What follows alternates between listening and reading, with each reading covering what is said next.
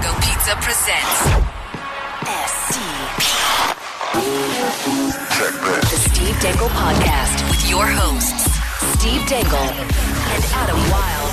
If I could have picked any time during the season, anytime during the season, you know, we've got the schedule in front of us. Anytime during the season, you get a choice. What kind of choice? To have the Leafs play the Lightning. It would not be during this stretch. Yeah, you know what you always want after one of the team's better defenders gets booed off the ice. You want to play the best team in the league. One of the best offenses since the 80s. On the road. Yeah. Super good. Sounds Super great. Good. No, but since we have to play them anyway, we're talking about a behemoth, scary team. They're big and they're scary. They are. What are you looking for from the Leafs tonight for you to say it's a successful game? The Lightning don't lose often. If the Leafs win, obviously that's successful. But, I mean, the last time they played, Vasilevsky stole the show. We know that. The Leafs had a good game, the kind of game you want to have. They just didn't win. What is a successful, okay, they're right back on track sort of game? That game won't cut it. The game they had last time won't cut it. They outplayed them. Vasilevsky voodoo wizardry and bullshitted his way to a Tampa Bay win. Babcock drives me absolutely up a wall, but I do like his little mantra of, a little struggle never hurt anyone. And I don't care how they do it. I wouldn't mind if the Leafs played bad against Tampa and won. Find a way to win. I don't care how you do it. Win. So you want to win. I just want to win. And I understand the process. Hey, I'll take them looking good and winning. Is that an option? That's true. Can I have that one? Why could that not be an option? Everybody's somewhat healthy. Yes. Yeah. You know who I forgot was a Leaf? Like briefly. Tyler Ennis. Man, that guy was so good before he got hurt. Sure was. Gosh. When does he come back? It's not fair. Broken ankles are a pain. Broken ankles is a bit of a rough one. I got to imagine he's probably not back till February. When people talk about high ankle sprains, like, oh my God, wow, that's such a tough injury to come back. He snapped his ankle. But what's weird though is they there's a few things that just get said, and I don't know if they're true. Like one thing I've seen people push back on, Pavel Barber.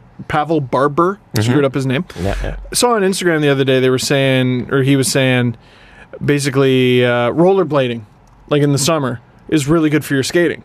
But growing up, I was always told, no, if you want to learn how to ice skate, rollerblading is actually really bad. Oh. Because it teaches you how to do it wrong. I know. So apparently that's just all poppycock. A high ankle sprain is so bad, it's almost better to break it. Is it? I'm skeptical. Did you see someone say that? I've seen it said many, many times. I know. Wow. And I gotta say, folks, skeptical. Not sure I believe you there. I think there's a few people who might be pre-med, potentially even doctors that listen to this show. And I'll listen to them. Yeah. I will believe them. Please weigh in. Comment section. It's just below, or you can tweet it at us. Adam. Subscribe, tell all your friends, whatever you want. Like you had to tell these people. Like you did. Hey, that's true. Did you know you could leave a comment? Wow. My favorite crew now is the parallel parking crew. And they do is go on and they go, hey, there's a parallel park scene. Guy didn't do too well. 38:45. Check it out. Apparently there was almost an accident the other day. And what's great is, I would expect you guys to be all in on this, especially you, Adam. You're facing the window. I don't get to see any. I don't get distracted. This is why you're not facing the window. Oh, it'd be brutal. Yeah. I'd be like, there's a lady walking by with a funny hat. I was talking to the engineers around here the other day. The amount of effort that they had to go through to make these rooms soundproof at street level in Toronto. And apparently there's a fire hall just down the street, so there are sirens screaming through here all the time, and you never hear a thing. But if you look at the actual framing of the window, there's at least 2 feet from the actual street. Yeah, this is why I can't. I'm not even facing my microphone. No, the people watching is amazing, but there's about a 2-foot thick wall in between the street and this room. With foam. Oh, yeah. All right, I don't want to encourage this. If anything, I want to tell people not to do this. But how soon until an SDP listener comes up to that window and starts yelling at us and has a sign. We're too high up. That says Dangle Navy. It has to be across the street. You can jump. You can just stand over there and kind of wave to us. You'd need a step ladder. That would be an involved process. You don't know where we are? No, I think they'd figure it out pretty quick. At our stealing somewhere. Big old Toronto. Where could it be? I don't know. You could just stand across the street and wave to us. How soon until that happens? I always just apparate here.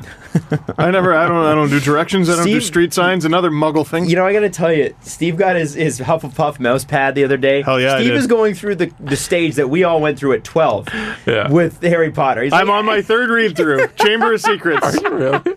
Yeah, well, listen through. Yeah, because he doesn't loves count. the narrator. Yeah, but the third time, like all the books? Oh yeah, dude, it's like impressive. 150 hours of listening. Read something else. You miss stuff. I have. though. I You miss have stuff. Every time I finish it, I listen to another audiobook and then I go, I want to listen to Harry again. And so I do. And he waited till his 30s? Early, late I 20s? started when I was 20s. 29. Calm Yeah. down. Yeah, I Late know. 20s. It was like 29 and a half. Man. Yeah, I still got to make that video. I'm still going to do it. The first time. What, Harry Potter reaction video? Yeah. Do it. You Please. should Tomorrow. absolutely No, do you should that. do it while you're listening to it.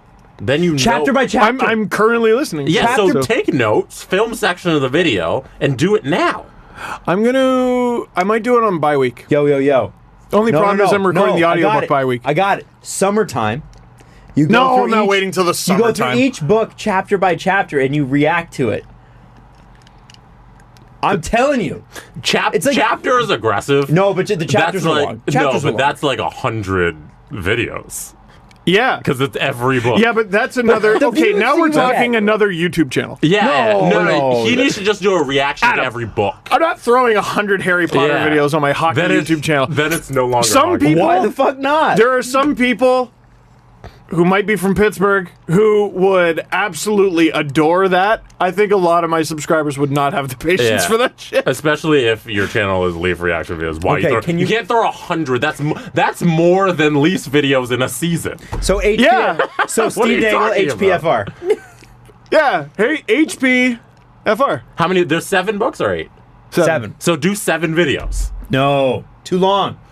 Too long. There's too What do you much mean too information. long? No, so my plan No, they was can to be just 15 do. minutes. I want to do one, possibly two, 30-minute video. I want to do a 30-minute No, break it up video. into books. Dude, That's interesting. Break it up into books. you have the summer. Just do it. And the more videos you do, the more views you get. I could do 8 mega videos Yeah. where it would be. Or I you want to could do a split the video mega on videos up. discovering Harry Potter at the age I did, and then I could do book by book, chapter by chapter. I really think Chapter by like, chapter. stupid. chapter by chapter would be Aggressive. amazing. Adam, because 2 it would people be, are telling they'd you be you're 5 wrong. You should minutes. listen to them. They'd be 5 minutes long, No. and you would be able Adam, to go, I would have a 5-minute opinion on a chapter of a book. Adam's adorable. Do a book. I do a video. book? A book of video. No, I should do a book. Just write a book on Harry Potter. that would be really funny. Also, Harry Potter and the Steve Dangle. Or Steve Dangle and the Harry Potter. Menace? what's with J.K. Rowling? Was it Rowling? Rowling. Messing with the universe of Harry Potter. She Just needs to be casually stopped. all the time. Oh, needs saying to be that they pooed on the ground? Yeah, just anytime she's just bored. I'm just gonna fuck up Harry Potter. You see the Pro ZD video? No. Wizards just shit their pants. Dementors, all they do is eat shit. I have not seen that. JK, we need something for Pottermore. All wizards do is shit themselves. He's great. He makes like 14-second videos, and they're That's always awesome. hilarious. I love them. This is why you need to bring Vine back. You know what I'm saying? Oh, did you see my tweet to Mr. Dubas today? No, what did you say? I said, "What's your favorite Vine?" He Did you never write got back to me. Ah. Sometimes I just tweet random shit at Kyle Dubas. I think it's funny. One of these days he's gonna get back to you. You would think, what the fuck is up, Kyle? Like, you would think it would be that. You would think. Can I tell you that I ran into Brendan Shanahan? I don't think I told you this a couple weeks ago. And by ran into, I cowered in a corner while he walked by. But Say hi to Austin. yeah. I was at work. I was working for Leafs Nation Network, and I was filming one of the Usuals episodes. And I forget what we were doing, but we're up in the press gondola. Oh, I know what it was. The Next Generation game, when they had all the kids come out on the ice and they did all the Fortnite stuff. It was amazing. Right. So they were running through the tests and stuff, and we're interviewing the kids, interviewing the people behind it and whatever. And anyway, Brendan and one of the people that... Mr. Shanahan. Oh, sorry, Mr. Shanahan and one of the people working with him started walking towards the thing, and we're doing our shots. And of course, I screwed up my throw. I wanted to nail my throw in front of Shanny. I was like, no, fuck. And then he all I got was, hello. That was cool. You gotta joke with him. He doesn't know me like he knows you. I don't know how he knows me. Well, he did call Dangle from across the room. He shouted me out loud. He knows you. And there might have been a... He knows that you're the guy who yells on YouTube about his team. There might have been a DM. No You got a way. DM from Shanny? Might have been a DM. No way. What Was does it it say? good? It's classified. No. Pull it up right now. It's 100% classified. Are you serious? Dude, I'm not reading my GM. Show me it exists. Show me this DM exists. I'll show you it exists. You better not. Don't reach across. Don't reach across with your strong ass baseball fingers and steal my phone and read it. You're not allowed. You will never get another DM again because you've admitted this It's to been a us. while. Shanny, Steve's feeling a little left out. I am. Send him another DM. I thought I was a part of the team. Yeah, tell him you still care, buddy. That's him. There you go. Yeah, He stop follows reading. you. No, let me finish. Wow, I'm not even reading what Let it me says. finish what It's it classified says. information. I don't want to know. I want to see the end of it. No. I Oh, can't say actually, reply. no. Okay, this one I can read. So You're gonna read it? in 2015, I go anyway. In 2015, I go, thanks for the follow. This is November 2015. I didn't get a response until 2017, January 31st. All he does is say congrats. And And I go, thanks for what though? And he responded, your new bundle of joy, Nivea. So Brendan Shanahan sent me congrats when James and April Reimer had their baby. What? Yes. Oh my God, what a great sense of humor. That's amazing. Yeah. How did we not know this? I thought he told Have you. you told this story? I thought No. so. Have you told this story on this show? I don't know. I thought I did. No. Sometimes I forget. Did that make the book? No. Steve, that's the best story. How do you not tell that in the book? It's funny. I was thinking about the John Scott saga yesterday, and I was like, oh yeah, I should have wrote about that. Like, Well, how is that not in the book? You didn't write because there's other cool shit. The book's already too long. Think of how good the book must be if that stuff's not in it. That's funny. That. By the way, we were in a very popular podcast apparently, Yeah, Radiolab. which I'd never heard of. Yeah. Which is so true of podcasts. Super popular. Never heard of it. Never heard of it. Oh, 200,000 followers on Twitter. Oh, that's all. Okay. Radiolab out of WNYC. It's public radio. They do one of the most successful podcasts in the universe. And the host is from Mississauga. Yes. That's cool. Yeah, out of Mississauga. So, So they did a podcast on the John Scott saga. It's all based around John Scott. They interviewed him. They have Wyshynski on. He does a little recap of their involvement. and he's sort of the perfect guy because they sort of led the charge, right? Well, and like they have like a good perspective on it. They sort of see the good and the bad of it. Mm-hmm. You know, it was our part played in it was like so small, but it was a little bit of a part. You know what I remember most about that is that when Me getting in trouble. well, yeah, I remember that, but I remember saying it on the air. Like we kind of just thought of it while we were in. If I remember correctly, we kind of thought of it while we were doing the podcast. And Yeah. what was crazy is that like several hours before Greg and Jeff on their podcast, They did their own show had on the it. same idea. We had not heard theirs, and then I wake up and people were like, "Hey, did you know that Jeff and Greg were talking about this too?" Yeah. We had no idea. So you realizing was the next morning. So Yes. mine was that night because I think that was when we recorded like a late morning or early afternoon we used show. to do noon. Yeah, Is that okay, right? so that Yeah. must have been the noon and show. theirs released like that morning because they recorded it the night before. I think it comes out in the morning, and then we record at noon. And Okay. then the afternoon is, I guess, when you discovered. And I would show up to CBC at like 4 or 5 because that's when I was helping Sofia Jurcevic write her playoff hits. right. And Jeff just happens to walk by and he taps me and he goes, "Hey, John Scott." And I go, "Oh yeah, you heard." And he's like, "Yeah." "What?" And that's when I go, "Oh, oh, did we have the same idea at the same time? 'Cause That's crazy. He's explaining it, and then I go on NHL.com, and John Scott's 5th. And I'm like, oh, shit. Yeah. This might be a thing. And then he was first by, like, the end of the shift. When listening back to the Radio Loud podcast, I forgot about the part where the still unnamed NHL executive calls him and says, "What would your kids think about you going to the All-Star game?" And that, it made me upset listening to it. Is your father alive? And what would he think? They started off with, "Is that your how they started alive?" off? They start off with, "Hey, is your dad alive?" And then he's like, "Yeah." And then it's like, "What would your dad think?" And then they go to your kids. And then John Scott talks about just blowing up at this executive. I just got goosebumps. Yeah. We went through it on the podcast, and I forgot. yeah, you were very upset about it in the time. Your voice is in the podcast. I heard it when you say John Scott is #1 in the NHL voting. I think that's the clip they used. Oh. Yeah. That's Steve cool. is in there a couple times. That means somebody Yeah, had to, no, you're in it. somebody had to dig through 500 plus episodes of us to find that. Holy well, moly. it's kind of narrowed, but yeah. Yeah, well, I mean, still, that's not easy. That was the one and only time we got a shout out in Deadspin too. Yes. Do you remember that? Did we? We made Deadspin that We week. made yeah. Deadspin. Oh. Because there was just like a hyperlink. It was like podcasts are talking about it, and the hyperlink was our podcast talking about it. Yeah. And John Scott's had himself a week. He almost died. Yeah, he fell through the ice playing hockey. What? Yeah, Yeah. no, he was gonna, I guess they have a cottage or something, him and his family, and they were gonna clear the snow. And because, like, if I was John Scott, I would never step on lake ice. He's 6'8", like, and he's not NHL shape anymore. Like, he's retired a couple years, so he's probably like 280 pounds. I would never step on the ice if I was 280 pounds. You joking me? He's a big boy.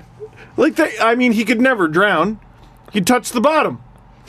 So he'd be fine, but he'd be fell awful through? cold. Yeah, He fell through, he legitimately? did. And he said he's lucky to be alive. Oh, wow.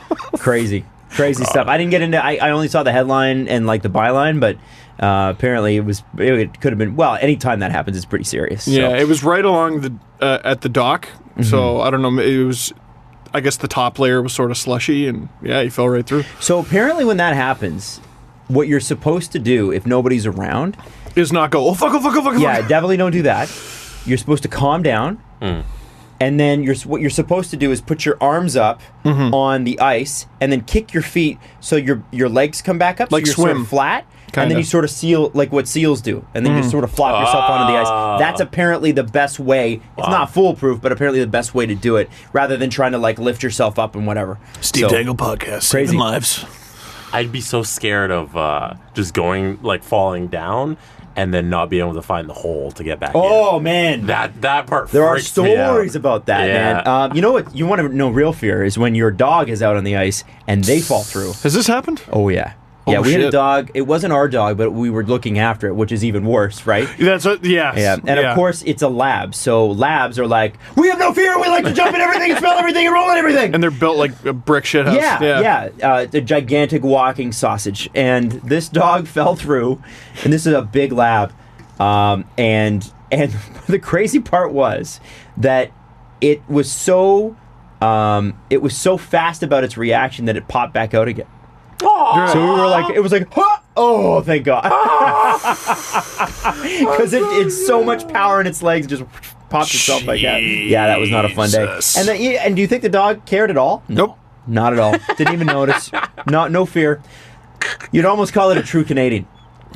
Like a summer like a summer classic, stacked with organic Italian tomato sauce, extra pepperoni, bacon, sautéed mushrooms, mozzarella, and cheddar. Hi, my name's Adam Wild, and the pizza I like to eat that saves me from the cold. Holy, you're so good at this. You're so good. Hey, Adam, which pizza would you vote into the All-Star game? No, Panago Classic, because it's the All-Star Classic, don't you know? An organic Italian tomato sauce pizza with pepperoni, Canadian ham, red onions, sautéed mushrooms, black olives, green peppers, and mozzarella. We're just trying to keep it real here. Sauce is very tasty on the Classic. The new take on the classic. You Oh, know? that's right. you Yeah. know. I actually, Pucks in deep with a little skill. I'm iffy on red onions on pizza. I love dare red you. onions. How dare you? Yeah. How dare you? I know. Now, And is it's it weird? Is it the crunchiness? Yeah, I don't That's- like. I only like my onions caramelized. Yeah, you need. Okay, I understand that. I suppose. I understand. Like, so if I get a pizza with so mushrooms, it's just the texture. It is. I just don't love. I don't like white. The only onions I like crunchy I disagree, are but green I get onions. it. I love all. I'm a big onions person. Are you? Big I love onions. all onions. I can eat cooking onions. I can eat red onions. I can eat green onions. Throw them on my pizza. Shove them into my mouth. All right, isolate I'm that. gonna get clip. that tattooed on my lower back. Yeah. Is your pizza tattoo still there, or is it faded yet? Oh, it's still there. Jesse's Still on there. camera. It's a Panago pizza slice. If nobody obviously. knew, I have a slice of pizza tattooed on the inside of my lip. Yeah, it's Panago, of course. There it is. Hey, by the Jesse way, Blake. It's what's on the inside that counts. Hey! Panago.com. Stuff your face with deliciousness. I think. Is that show? Is that the show? Yeah, I think we just leave now, right? Yeah. All right. See you guys. All right. John Scott, safety tips. See you. No. We should fine. maybe We should. There's a lot. before I get too far away from the mics. There's a lot. I mean, there's a lot of stuff. So I guess the thing that we should kind of follow up on, and I don't want to spend too much time on this because it's been basically beaten into the ground. Can I But- guess? Can I guess? Yeah, sure. Jake Gardner. Yes. Oh wow! But what about him? That we shouldn't ought to be so mean. Well, obviously, that's pretty fair. Andrew Berkshire posted an article today on sportsnet.ca that you should check out. Yes. What if the Maple Leafs didn't have Jake Gardner? I assume it's bleak. It's actually interesting because there are some metrics in there that are not positive for Jake. Yeah. So to my understanding, and I'm curious what the article says, he has taken a bit of a step backwards. Especially defensively. Yes. But a lot of that... Which is interesting because, like, my eyes are such dirty liars because I think he's been better defensively than in years past. Isn't that funny? Yeah. It's crazy. But because he's generating a little bit less offense, I'm like, wow. Well, here's what Berkey says in it. I think the gigantic drop in transition play can at least be partially laid at the feet of how the Leafs' style has changed as a team. As Toronto has added more talented forwards, the defense has had to carry the puck far less often, which has cut down on Gardner's ability to make an impact in that area of the game, right? Because that was a lot of what he was really, really good at in transition game and that sort of thing. Now, he goes on to say that for all of us who believe in Travis Dermott, and I'm one of them, until Travis Dermott can actually truly prove himself so that he can do heavier minutes, Gardner remains the second best defenseman on Toronto's roster. And he says if they're forced to lose him in free agency, it may not be as easy to replace as some fans believe. Yeah. Like the idea that next year they can just go Riley, Dermott, Rosen. Like, I'm not sold on that unless they make a significant upgrade on the right side. If they do that to offset it, all right, I could see it working, but just losing Gardner and not making a significant addition, I don't know how you survive that. I just want to throw this out. The Hurricanes have made a trade. Oh, just now. They have acquired El Nino. Nino Niederreiter. Really? From the Minnesota Wild in exchange for Victor Rask. That's a fairly big trade. That is a fairly big trade. That's wow. That's two fairly big Wild trades, actually, in the last 24 hours because they just acquired Pontus Aberg as well. Yeah, I mean, this is a little bit bigger. Well, but Pontus Aberg has 11 goals and barely played.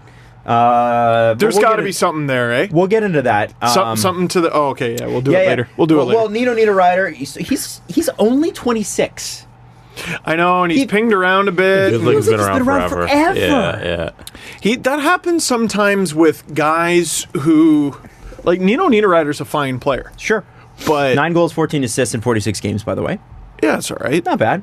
He's a fine player. He's a top 10 pick who carved out a niche for himself as like a middle six forward, sort of bottom six forward, but a good one. Yes. Like a bit like a premium, sort of like what Trevor Lewis used to be. Except Trevor Lewis was a bit of I think he was a later first round pick. Tyler Dello always pointed him out as a guy. But like Nino Niederreiter was a 5th overall pick. Mm-hmm. And I just remember the hype around him was so big because remember those Swiss teams I was telling you about? Mm-hmm. Superhero Benjamin Kahns, I believe it was either that year or the year before, Nino Niederreiter was the guy stealing the show. He was sort of like Nikolai Ehlers with Denmark. People were like, oh, Denmark's got this one huge star and he's allowing them to win. Niederreiter was sort of that for Switzerland years ago. But He's a player. It's Victor Rask, you said? Victor Rask. So Alex Novette from Hockey Graphs, he's one of the editors there. Okay. I'm sure he does that as a part-time job, to be honest with you, because those guys are they're just math whizzes, so they probably have other brilliant jobs that they do. Yeah. He said, but Nino Niederreiter's talents include hockey and being traded for one for guys that are worse than him in hockey. I don't know. Cal Clutterbuck can still do some things. That's right, they were swapped. Oh my God, was that 1-for-1? No, and there was a draft pick involved. Oh, wait, going Nino's way or going? Hold on, bring it up. Oh my God. No. That's bad. Yo, the Clutterbuck stock used to be so high. It did. So high. They sent a Clutterbuck and a third-round pick for Niederreiter. Okay. I guess. I also, I was looking up the Brent Burns trade today. Do you know that the Wild got Devin Setaguchi and a first-round pick, and that is not even close to enough? Who was the first-round pick? I don't know. It doesn't matter. It's not Brent Burns. Keep in mind, though. It's the Wild, man. They draft they drafted terribly. Keep in mind, though, Brent Burns has had a weird career. I saw he just passed 1,000 games. Mm-hmm. And Brent Burns is one of those guys who is forever 26. Okay, it might have been Jonas Brodin, but it might have been Zach Phillips as well. Neither of those is enough. It doesn't matter. No, Brent Burns has played 1,000 games. And I want to know how many of those 1,000 games were at forward. Yeah, it looks like it was Zach Phillips. That was the Setaguchi, yeah. Zach Phillips of the St. John Sea Dogs, That's Memorial correct. Cup champions. Yeah, first pick, 28th overall, center, 6'1", 181. Just never really panned out. Nothing panned out, yeah. I think he's in Boston now. Anyway. Probably with Providence. So that's an interesting trade. We are going to get into the trade deadline because we're only 5 weeks away, but not quite yet. The first thing I want to mention here is there is no World Cup for 2020, and people flipped out because the NHL and the NHLPA couldn't actually get it together in time.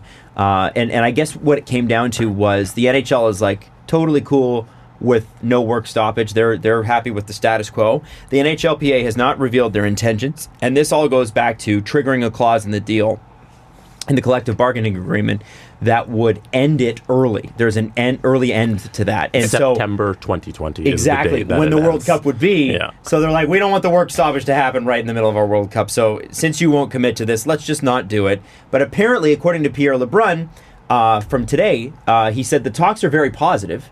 He's like, people are just holding their cards close to their chest. He said the NHL is happy with what's going on. The NHLPA hasn't said anything. He's like, but it's not there's nothing huge and contentious. The talks that they're having are very positive. So don't read into one thing and think it's a negative yet.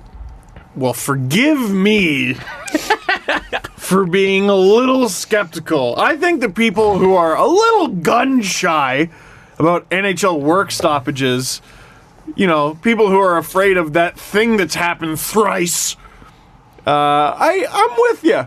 Because the first I saw this news, I'm like, well, here we go.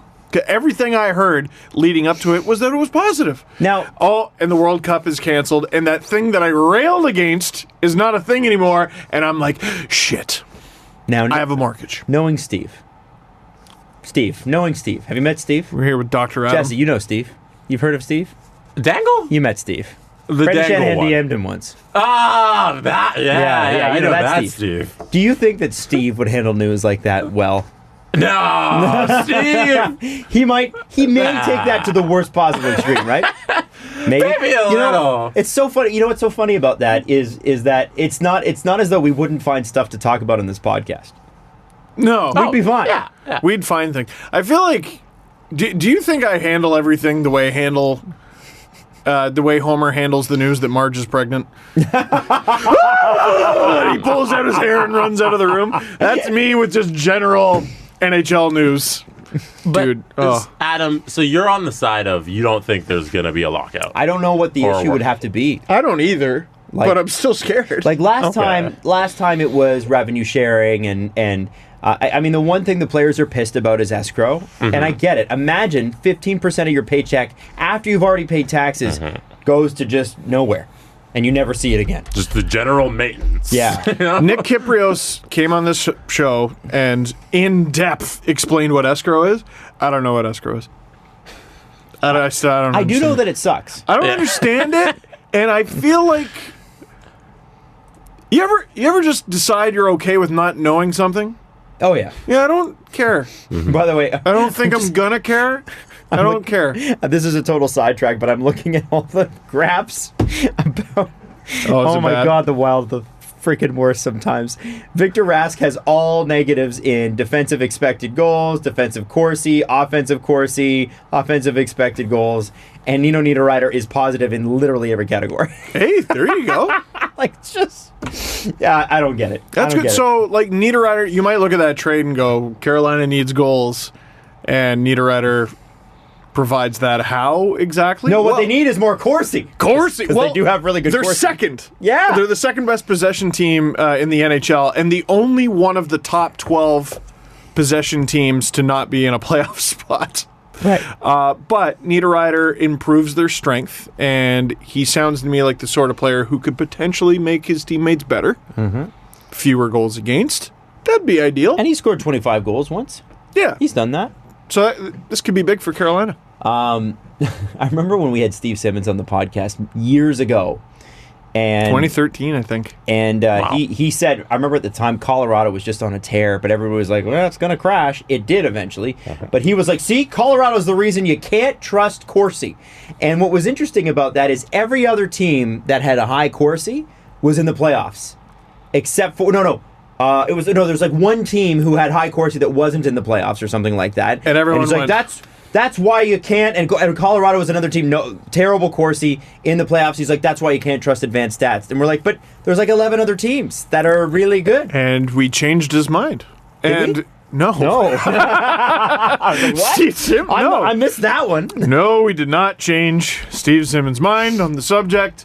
I think the Minnesota Wild handled that in the first round. So, the thing about 2020 is I just don't see how it benefits anybody for there to be a work stoppage.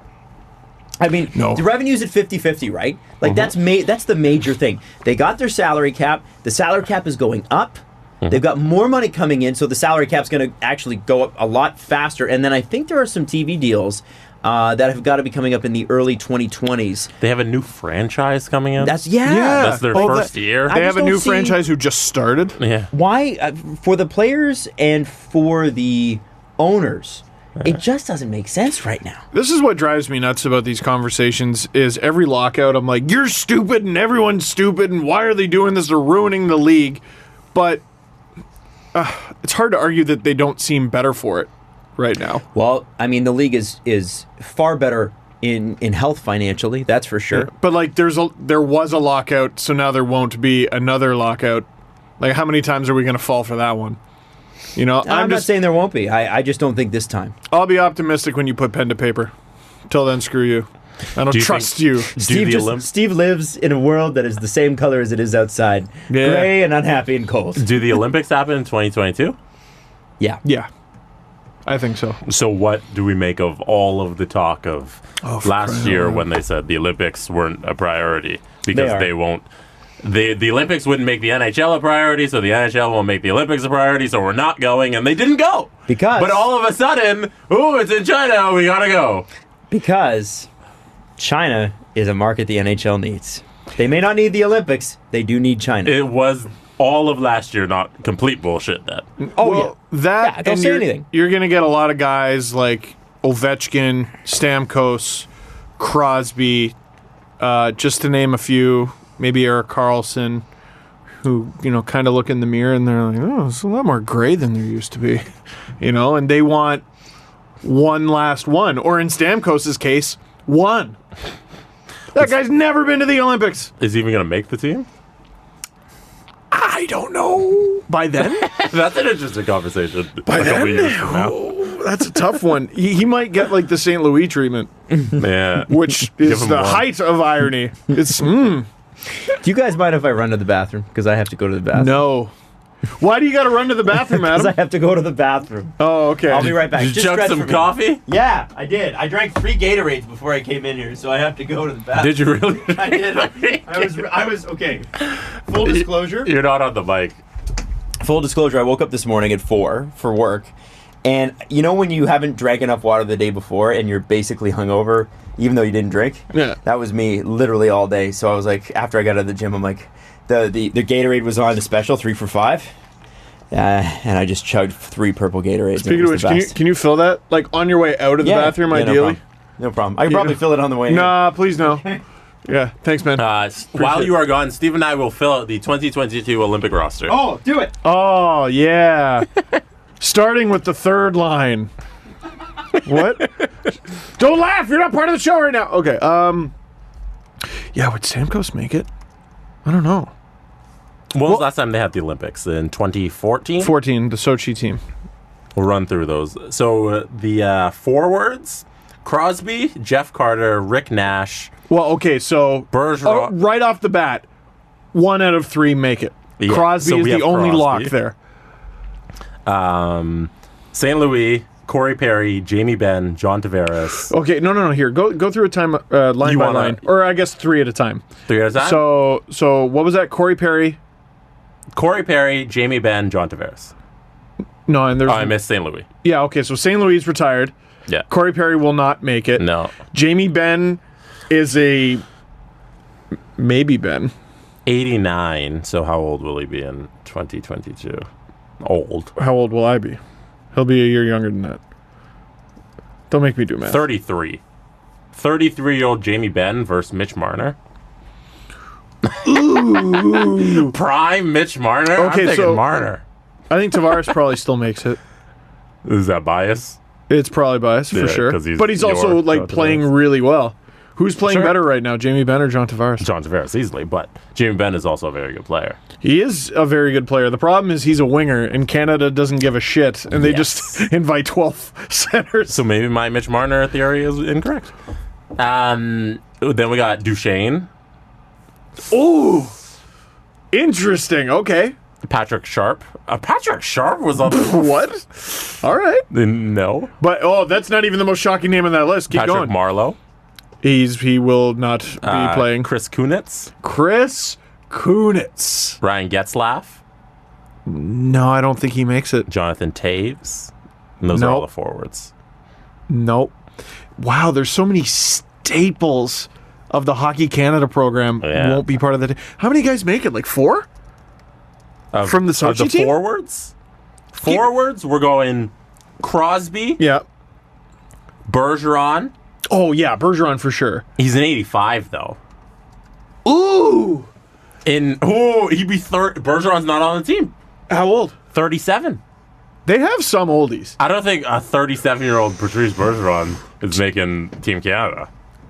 And he's just those miles. Yeah. They're such hard miles. But he's That's literally made of robotic parts. Yeah, but he's So there's got to be a better choice than a 37-year-old. We don't need a Ron Hainsey this at all. It's Team Canada. maybe he's the St. Louis of it. Maybe he's the taxi squad guy. Wouldn't it be funny if Bergeron, as a graybeard, was what he was at the 2010 Olympics? 2010 Olympics, he was used for like face-offs. That's it. Stamkos will be 32, so I think he's on the team.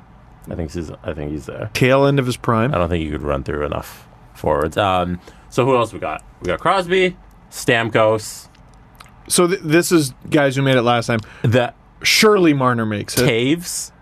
I don't think Taves makes it. No. I don't think Taves makes it today. Oh gosh. I don't know, or maybe. I think Jonathan Taves. Or no, he's having a resurgent season, isn't he? Yeah. Okay. No. Jonathan Taves is on the team, especially because he was assistant captain. Yeah, but in 3 years. Right? Yeah, that's tough.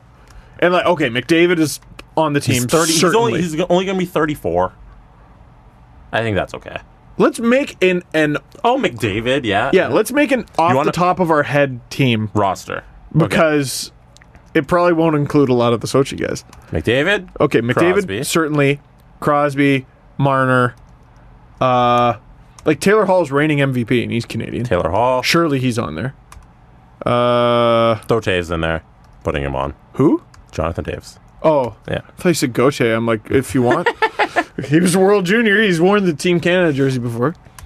Getzlaf, yeah, he won't make it. No. Patrick Sharp is a maybe.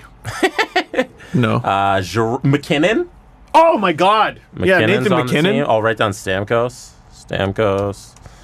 McKinn. No, it's already getting so tough.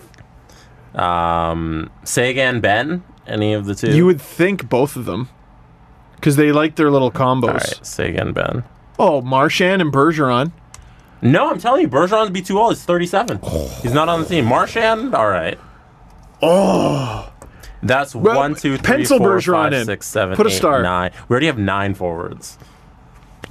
Plus Marchand's 10. Is someone gonna get drafted? And like, A kid who's going to get drafted between now and then? No, it'd be too soon. It's like who's 3 years from now. Like who are some of the best young That is players? not too soon. If Austin Matthews exists, it's not too soon. Mark Scheifele. Yeah. Scheif Dog. To his friends. Yes. You know, like Fife Dog, except Yeah, Scheif I Dog. know. Oh, yeah. Did everybody get I got that? No, I got it. I was just thinking so deeply. All right. We need one more guy.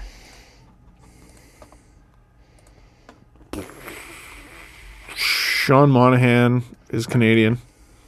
I don't know if he makes it. Go look at the top scorers in the league. I got Braden Point. Do we Oh my God! So a lot of guys are going to miss out. You guys put Mitch Marner on that list? Yeah, Hell Mitch yeah. Marner's on the team. He's got to be on that team. He's Can at we the- steal Alex Barkov? Claude Giroux. Do you want Giroux? Who's going to be 33? Not at that point, I don't. No. Braden Point then. I Yeah, think he's our for last sure. guy. No, Braden Point's got to be on that Yeah, list. so these are Team Canada forwards 2022. This is the list we came up with, Adam. You were out of the room. This I'm is ready. what we have. I'm ready. Where's Tell the us water? what you think. Oh, You forgot fuck, the water. I forgot. You're the worst Sorry. intern. Here's the list. McDavid, Crosby, Marner, Yeah. Taylor Hall, Taves, Stamkos. Taze, eh? You're right? I That's don't what I think was so. saying. No, but he was assistant captain. He'll only be 33. You don't say we're going to leave off Jonathan Taves. I don't think Team Canada does that. I do, but Yeah, but that's Team Canada does love them an old guy. Yes. Yeah. He's 33. He's not old. Crosby's the old Love guy. an ancient person. All right, so those are the top 6. Okay. Then we got McKinnon, Sagan, and Ben. but those guys are horseshit. The McKinnon. What? Fucking horseshit. Oh, McKinnon's- fucking horseshit. No, I No, McKinnon's fine. look on Jesse's face. Well, we call that the anti-culture line. Two guys who are fucking horseshit and another guy who yells at his coach. What a trash line. Yeah. Play that line if you want to lose. Bad character. I disagree on Ben. Yeah, I don't know. Man, when he's good, though. I know. All right, Ben, Sagan, McKinnon, and then Marchand, Scheifele, and Braden Point. Would you rather have Matt Duchene than Jamie Benn? No. No, not the Matt Duchene of recent memory. Matt Duchene of recent memory has been pretty goddamn good. But he's not Jamie Benn.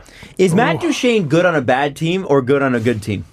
Somebody has to score points. Nobody loses every game 0 to Nah, I'm not saying 5. Matt Duchene I isn't hate really that good. notion. I hate that. I no, but read that a it's long true. time ago. I don't know about that. It's so true. Somebody has to score points. On Who's a bad scoring points on the LA Kings? Leo don't- Komarov somebody. almost had 20 goals on the Leafs when they were horrible. Yeah, but like, So did P.A. Parento. I think Matt Duchene's scoring a little bit better than Leo Komarov. Well, sure. I Yeah. agree with that. Well, But yeah. is Matt Duchene, is he a number one guy I liked him at on a the Stanley Cup winning team? Depends what the team is around him. I So I guess the answer is no then. That's such a difficult question. So I guess the answer is no. My biggest problem with that list, and I like Matt Duchene on the squad, on the taxi squad or whatever. I like that because I like a center. And But you're putting him up against like I would take him Crosby, over Taze. There, I said it. McKinnon. You would take Matt Duchene over? Absolutely. Oh, no. I don't think Jonathan Taze is as good as everybody thinks he is. No. Okay, Ask Three- Blackhawks fans. In 3 years, I do. 3 years from now? I'm I think upset. he's 3 years less good. No, that's what I'm saying. Yeah, I'm me saying too. in 3 years, Oh. I take Duchene over Taves. You know who we forgot? Ryan O'Reilly. I think. Yeah. No? You know So what? Ryan the real- O'Reilly's got to show it. Like, Ryan O'Reilly stunk last year. He's been okay this year. I love Ryan O'Reilly, but I don't think. I think he's a good He's player. disqualified because of that goofy stick. Yeah, that's true. Good point. So we were talking about We should maybe move on after this. If we do defenseman, it might last a little bit longer. No, let's not do that. Yeah, let's not. No. Morgan Riley, end of story. Fun bit. At the Towel Boy on Twitter, is Chiarelli moonlighting for Minnesota? Chiarelli. Yeah. Because of the trade. The Minnesota trade, yeah. Bergeron. He'll be 37. But he's Patrice Bergeron. Yeah, I mean, to me, like, if there's a guy that They love an old that guy. is not going to age, it's going to be Patrice Bergeron. Last year, amongst all Canadian players in the NHL last year, who was second behind Connor McDavid in points? Would have to be McKinnon. Nope. He was not on our roster. Second place among Canadians? What team? Canadian points, yeah. I'm not telling you. Okay. Canadian points last year? Yeah. In the NHL. 17-18 season in the NHL, had 102 points. We left him off the Olympics in 2022. I know the answer. Adam? And Hockey Canada frequently snubs this guy. I don't know. Go ahead. Claude Giroux. Claude Giroux. Man, I know. Why do they not like him? 102 points. I don't know if I like him in 3 years. Again, Yeah. 3 years is a long time. Let's think about the superstars 3 years ago. Yeah. Okay? You know how But- we always have the conversation of this guy seems like a bit of a problem player. No way. Giroux's not that. He never gets... If he was a problem, he'd get traded. No way. Well, he's too good. I think his nonsense is tolerated. Really? That's from what I've heard, yes. Well, he had that one incident in Ottawa with the police officer. I forgot about that. Yeah, a lot of people did. 102 points. All right. Before we move on, last thing I'm throwing in. Please. Surprise pick, who's going to be at least on the taxi squad? Barzal. Oh my God! Oh my God! He's only 20. By the time he's 23, he'll be a little better. Barzal for Taze right now. I'd do Oh, it yeah? right now. No, he beats Taze right now. Interesting. I completely forgot his name. You literally put Barzal on the team. We'll figure out who to remove later. Yeah. We'll figure out who He's to so remove good. later. I'm gonna go get my water. You guys figure it out. Sorry about that. It's okay. But we already did the... Let's do the defenseman. Let's not do the defenseman. You know, it's funny. I was like thinking about 20 it. minutes on I was thinking about it the other day. Yeah, I apologize. I did really have to go to the bathroom. The thing that was interesting out of the World Juniors too, as someone who passively follows basketball, that I thought it was just so crazy when they talk about the good teams being so dominant in those tournaments, like a Canada at the Olympics, like a United States at the Olympics, like what Russia used to be. They're not as dominant as they used to be. What Sweden and Finland are becoming, and they're saying, well, there's only really 4 great teams. Well, there's really only 4 or 5 great teams in any one league anyway. And what I always find interesting too is the USA Dream Team, which won 200 games in a row at the Olympics. Before losing one, and I was just thinking about that the other day. I'm like, how come nobody wanted to change that? Nope. They just what the U.S. did was they kept kicking ass until other teams got better. You never heard America complain about the compete level of the rest of the world in basketball. They were just like, hey, we fucking won, fuck you. It was never, you shouldn't beat those guys by 40 points. America! Gonna Those get guys- bad karma. And they're so disrespectful to selfies and shit mid shift. They don't get mid shift. Listen to me with my hockey lingo. Just Vince Carter literally dunking over a guy. what's his name? The French guy? Yeah, I have no idea. Exactly, it's For the- French guy. for the Forever, re- it's French guy. For the Rio Olympics, the men's and women's basketball team didn't stay in Brazil. They rented a yacht where they all stayed on it together, and they just partied for 2 weeks and went to the stadium and beat the world in basketball. Why would you Beat pick up the any world. other sport? If you can be good at basketball, why would you do anything else? And then in hockey, we're like, you can't Oh, beat can't them. have a beer. Oh, green shakes all the time. Like, holy moly. You guys don't carb load anymore. Yeah, it's. All right. I am so upset at myself that I didn't come up with Barzal. So good. You know what? Who cares? Yeah. Because it'll all change again next year and the year after. Let me throw out one more name. Nope. Alexis Lafreniere. It's going to go first overall, my friend. It's going to go first overall. Why are you laughing? I can't wait till he's on the friggin' team. You guys are dicks. You guys are dicks. I heard Adam say no. I didn't give a shit. That's how I roll. We now go back to the Adam Wild podcast. You know when you're talking about great bands? Let me throw out another band. The Wallflowers. Hipster band that you've never heard of. Band that's yet to establish themselves. Already one of the best bands of all time. You just haven't heard their albums yet. I have, though. I'm Steve Dangle. Everyone's sitting around talking about Kiss and Led Zeppelin and Pink Floyd, and Steve goes, "What about the Lumineers?" Yeah, right? But that's in 2012 when they only had that I'm in a coffee shop right now, friggin' dressed like I play the trumpet in the 20s, but like I'm not good at it. And I'm barefoot, foot up on the table. But that makes me real, man. Sorry, I'm thinking of one picture, and I think a lot of you can picture it, and it's upsetting. Okay, so we're about 5 weeks from the trade deadline, so it is no longer too early to talk about the trade deadline. Yeah, that, and there's been like 13 trades in the past 6 hours. Seriously, and I've been holding off on talking about anything, but All of them are first the thing I Ducks. want to hit is not a trade, but one that's definitely going to happen now.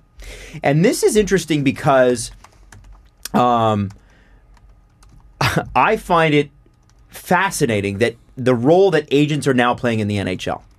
Oh, yeah. Nathan Beaulieu's agent told the Associated Press, his name's Ken Hughes, by the way, that he didn't demand that the Sabres trade his client. He did request they consider it if Beaulieu is not considered part of their future plans. He did the Levo treatment. He's not unhappy in Buffalo. He's just looking for more of an opportunity to play.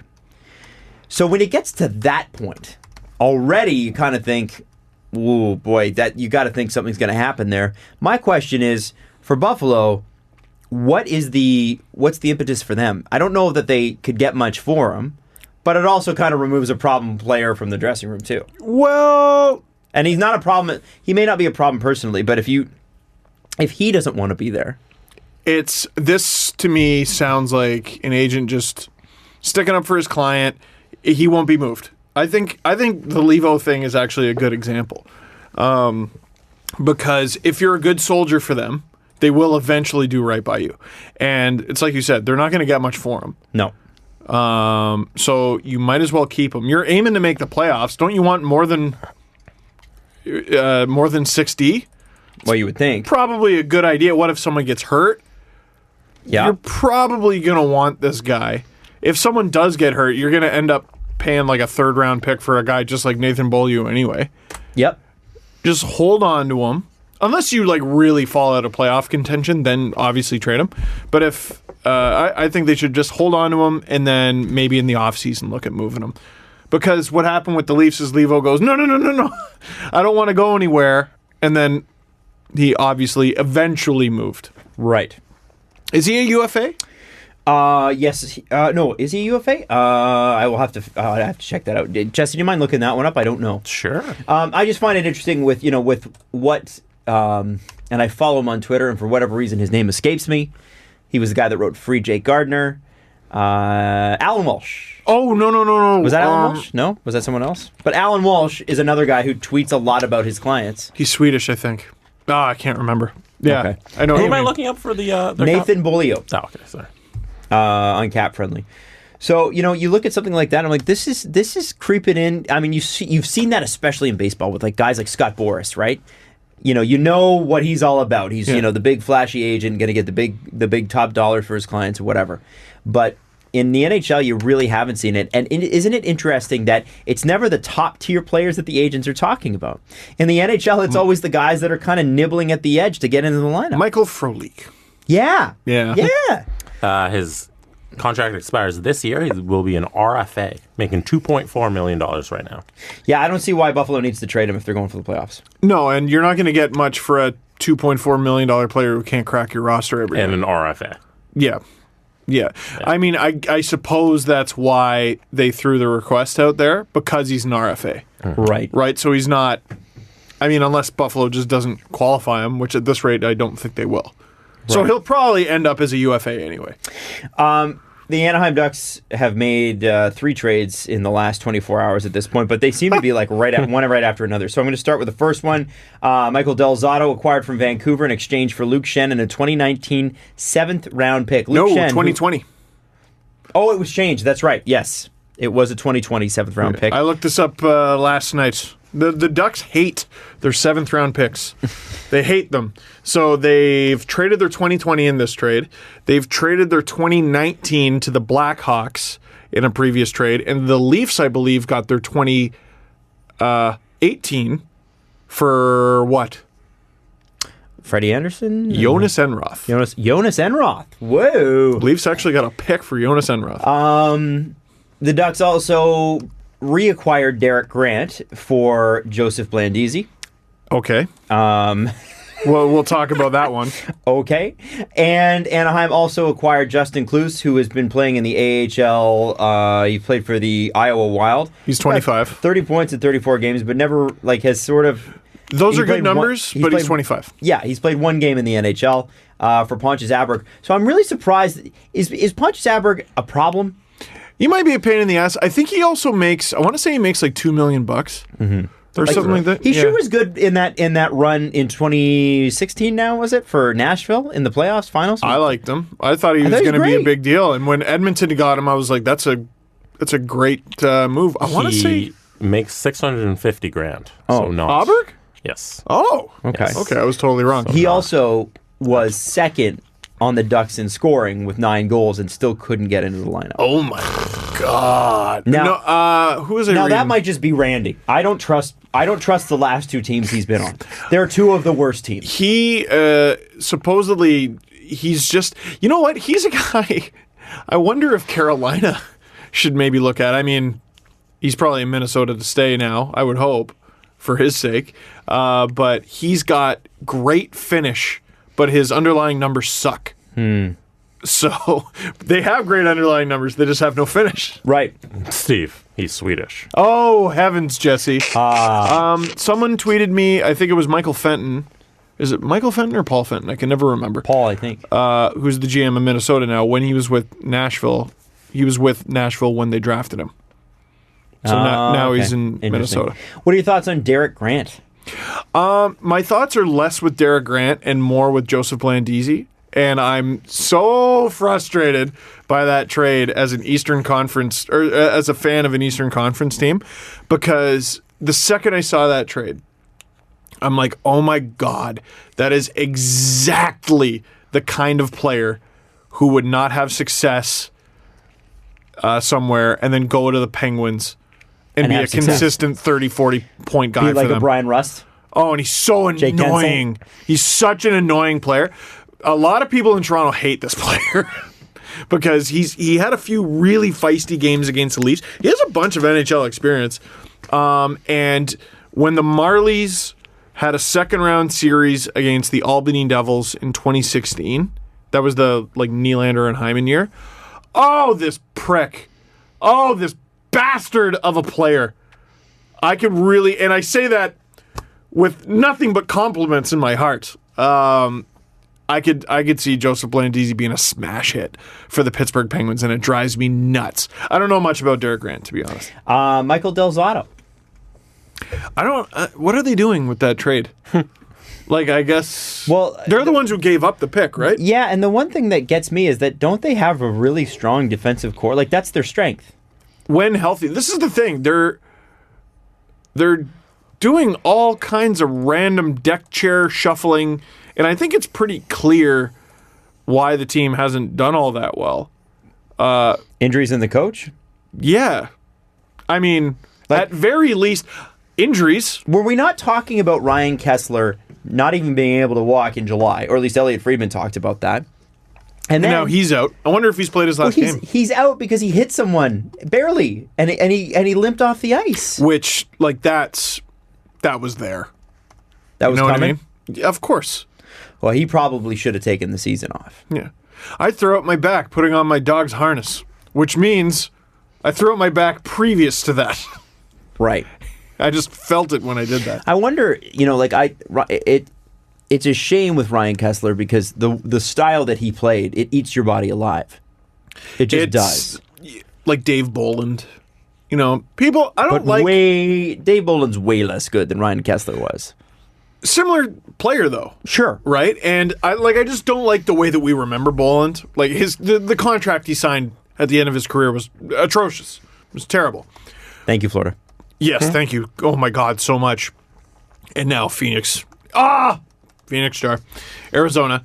But like the style of play, the rat bastard style of play, the anti-Canucks style of play. Oh God, he loved playing them.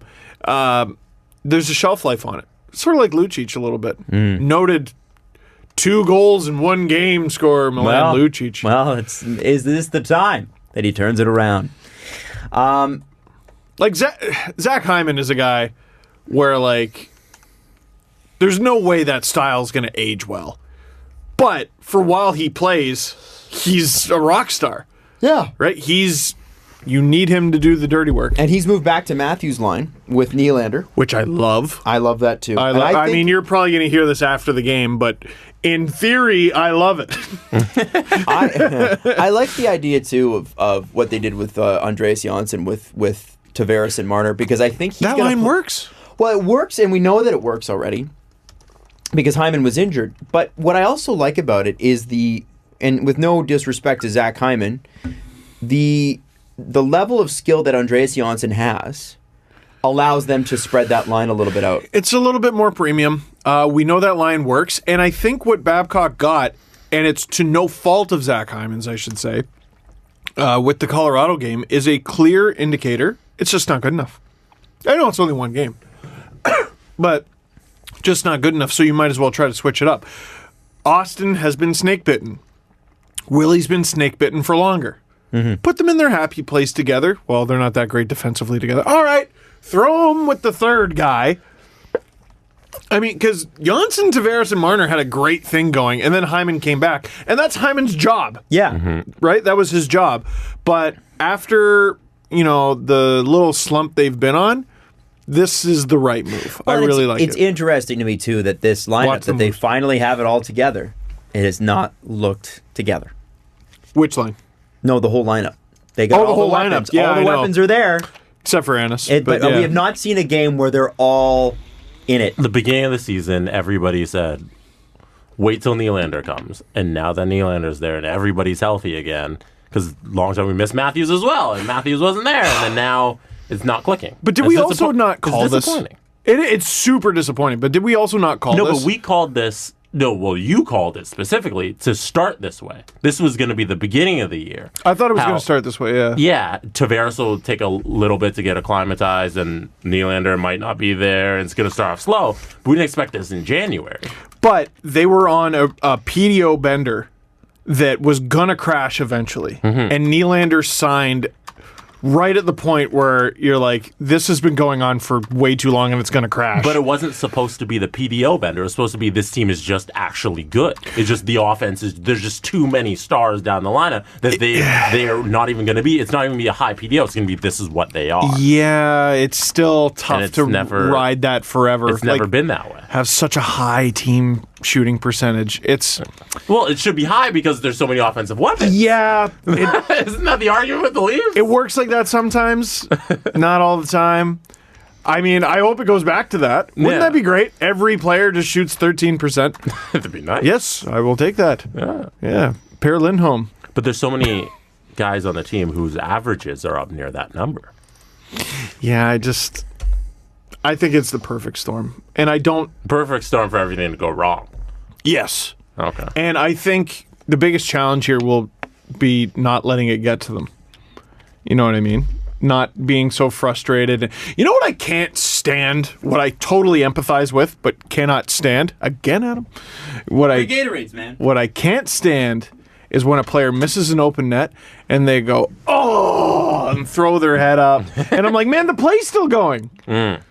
And they're doing that a little bit more. They're getting frustrated. Willie was doing that, and I get it. But, dude, just don't take your head out of it. You'll be fine. One thing I did want to ask you, specifically, was one thing you've called Babcock on for a number of times, and it's the Leafs starting slow.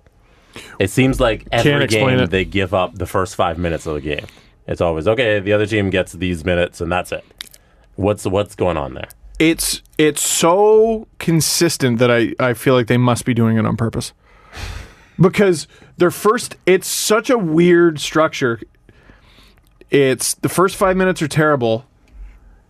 and then it's been this combination of their next 10 minutes are amazing and the last 5 minutes are bad, or they're just dominant for the rest of the first period. Mm-hmm. I don't understand it. Is it a rope-a-dope?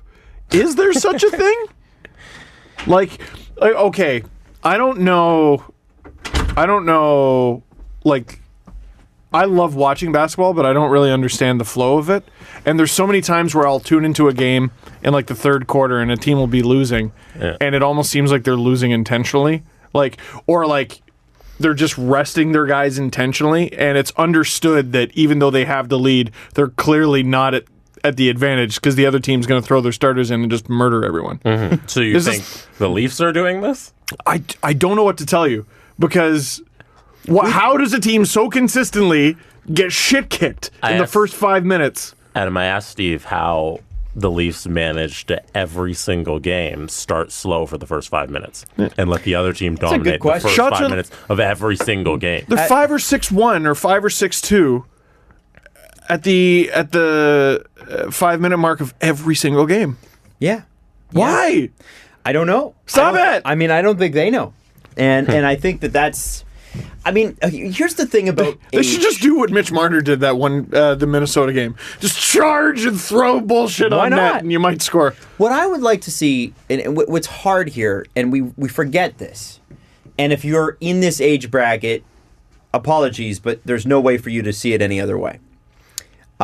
When you are in the age range of 18 to 24, you are super talented at something. You're very, very good.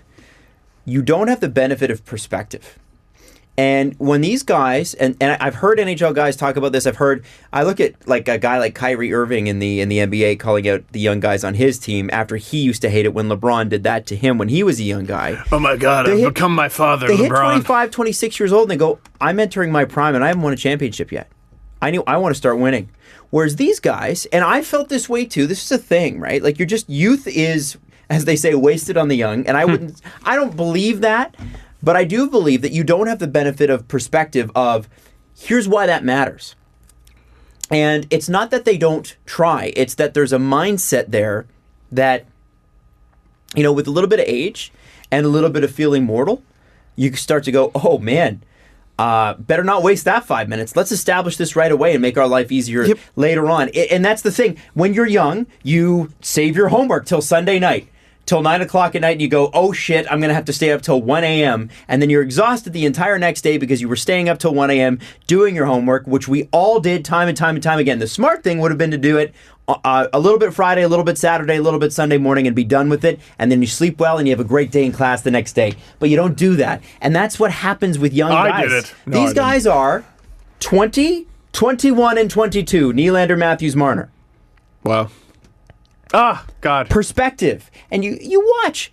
I guarantee you, just like blowing all those leads they used to do 2 seasons ago during their first season, this will go away. But this is a part of the learning process, and I can guarantee you Mike Babcock and the Leafs management know that. Glad you brought that up. So I wonder, and this is maybe a dumb theory, if part of...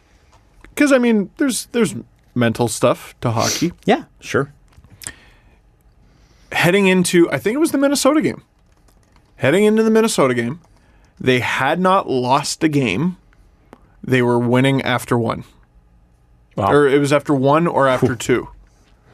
And I want to say there's only been like 5 games since then, including that game, and they've lost 3 now.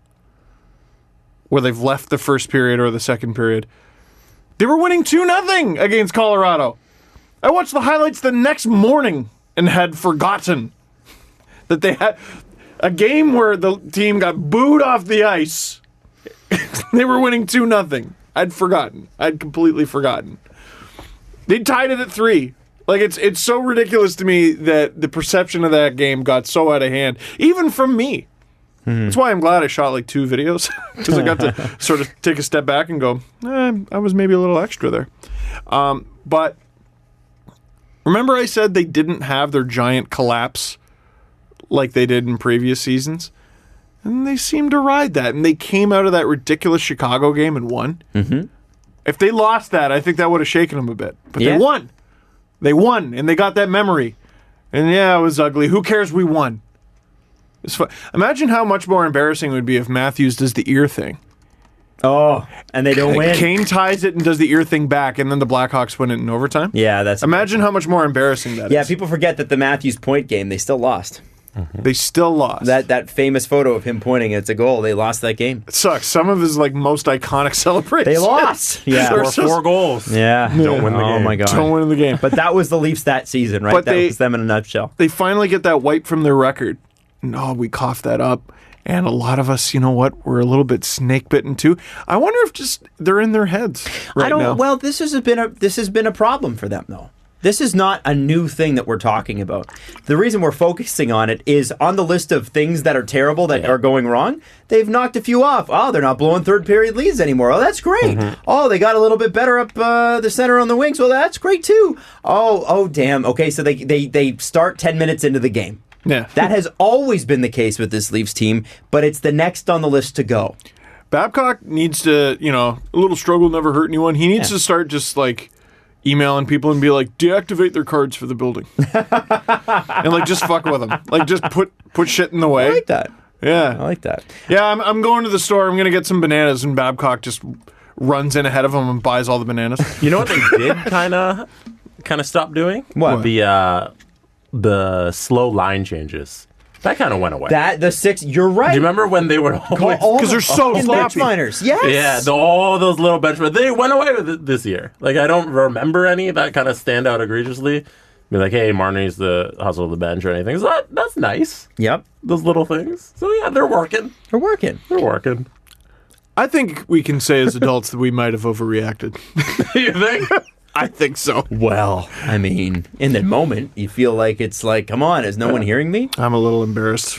Are you? Oh, people. Well, Why? no, I'm happy that I added on to the end of it because I had to get it out, and I think a lot of people had to get it out. And I think a lot of you people, mean the last game? yeah, Oh, and I think okay. a lot of people saw the first half of the LFR, went yeah, and then when I calmed it down, went yeah, Isn't that being a fan? Yeah. Reacting first, thinking I think later? it is. Yeah. I wonder if half the guys booing Jake Gardiner are probably like, that was a little harsh. Yeah. And I bet I don't they think are. there's a lot of inward thinking. I would give people a little more credit than that. I would give people a for little you. more credit than that. I'll give most people more credit. Or I more think credit that than I'm that. sure that there's several of them have been, you know what? That was shitty. I got one message from a guy like, "Hey, I'm sorry, Steve, but if they're shit on Saturday, I'm gonna boo 'em." I was like, "All right, you go right ahead." I also find it so funny in Toronto that we are so so offended when people boo. Do you think Montrealers care? They boo the Habs all the time. Dude, soccer. Oh my God! Yeah, my wife was like, "Are you?" You guys, This is is everybody okay? You understand this is a very different cultural thing. The Aberdeen fans. I went to an Aberdeen Hearts game, and the Aberdeen fans were there to shout at Aberdeen. The first 10 minutes of the game were to shout at Hearts. And I learned some words. I learned what a Fenian is. But then the remaining 80 minutes were just to yell at Aberdeen. Is that the same mindset that doesn't want to beat a team 14-0? Yes. Oh. Yes. Is it the same mindset that gets mad at a fan for booing? 100%. I'm just trying to think, because here, I saw Jake Gardiner after the game, and this is still how I feel, by the way, before I say what I'm going to say that'll make you upset, but this is still how I feel. I saw Jake Gardiner almost cry, and I was just like, I felt horrible. I felt bad for him. I felt bad for ever being mad at him. I wanted to defend him. And then I'm like, please let me show that clip to someone from northern Scotland who's never seen a hockey game before. Please let me show that. They'll laugh at you. Yeah. They'll laugh at you. He almost cried. Yeah, tell that to a fan who goes to Azteca in Mexico City and brings flames and throws them at Exactly. throws them at the player. Now, How many times do you think they get a lot of fans? Please don't throw anything into what for? Yeah. but I don't just throw more. I don't think Gardner was feeling that way because the fans booed him. In Boston, he was upset because he had screwed up. I think he was upset because he screwed up. Yeah. And I don't think Been there, man. Yeah, Been like, there. like fans are fans. They're gonna if you're gonna play sports, you're probably gonna get booed at one point or another. If you're gonna play it professionally, they all kind of accept that. They go into unfriendly arenas 41 games a year and hear boos all the time. Yeah, it sucks a little bit more when it's your own fans getting on you. But I think Jake Gardiner, being Jake Gardiner, A, pretty smart guy, B, pretty tough guy mentally, because you have to be. Yeah. And I think C is probably looking at that going, I feel worse about letting my team down in that particular play, and I'm more upset at myself than I would be at the fans. And I would stick to that. Does it mean that he should be booed? No. Does it mean that he should be just like ridden as hard as he is by this fan base? Absolutely not. I hope it doesn't make him play timid. No, I don't. Because if think he plays timid, he's not going to be Jake Gardiner. That's No. the problem. Like, if you see a loose puck in overtime against Tampa, go for it. Mm-hmm. Gardner scores some overtime goals, man. He loves shooting it. Now, I know we I wish he'd shoot it more. This somehow devolved into the Leafs, but I just want to throw one more thing about the Anaheim Ducks. That should be the name of the show. Steve walked in today. He's like, not a lot on the Leafs, right? We don't have a lot on the Leafs. No, but I think the stuff that we're saying is relevant no matter what. Yeah, sure. Just quickly on the Ducks before I actually have to get back to the Leafs. This is flip-flopping, but Jakob Silfverberg. They're not sure what they're going to do with him. He's a UFA this year. UFA and on the Very IR. useful player. The kind of guy that maybe an Edmonton could really use. The kind of guy that maybe an Anaheim could use. Yeah, but they're not sure that they can re-sign him. So they're trying to figure that out. Interesting. Yeah. We forget what a luxury the Leafs have. Like, if the Leafs were in Carolina's position, they would never be thinking about trading Michael Ferland. No. We need him for the playoffs. Mm-hmm. If we're going to make the playoffs, we need him. We'll get to Michael Ferland in a sec.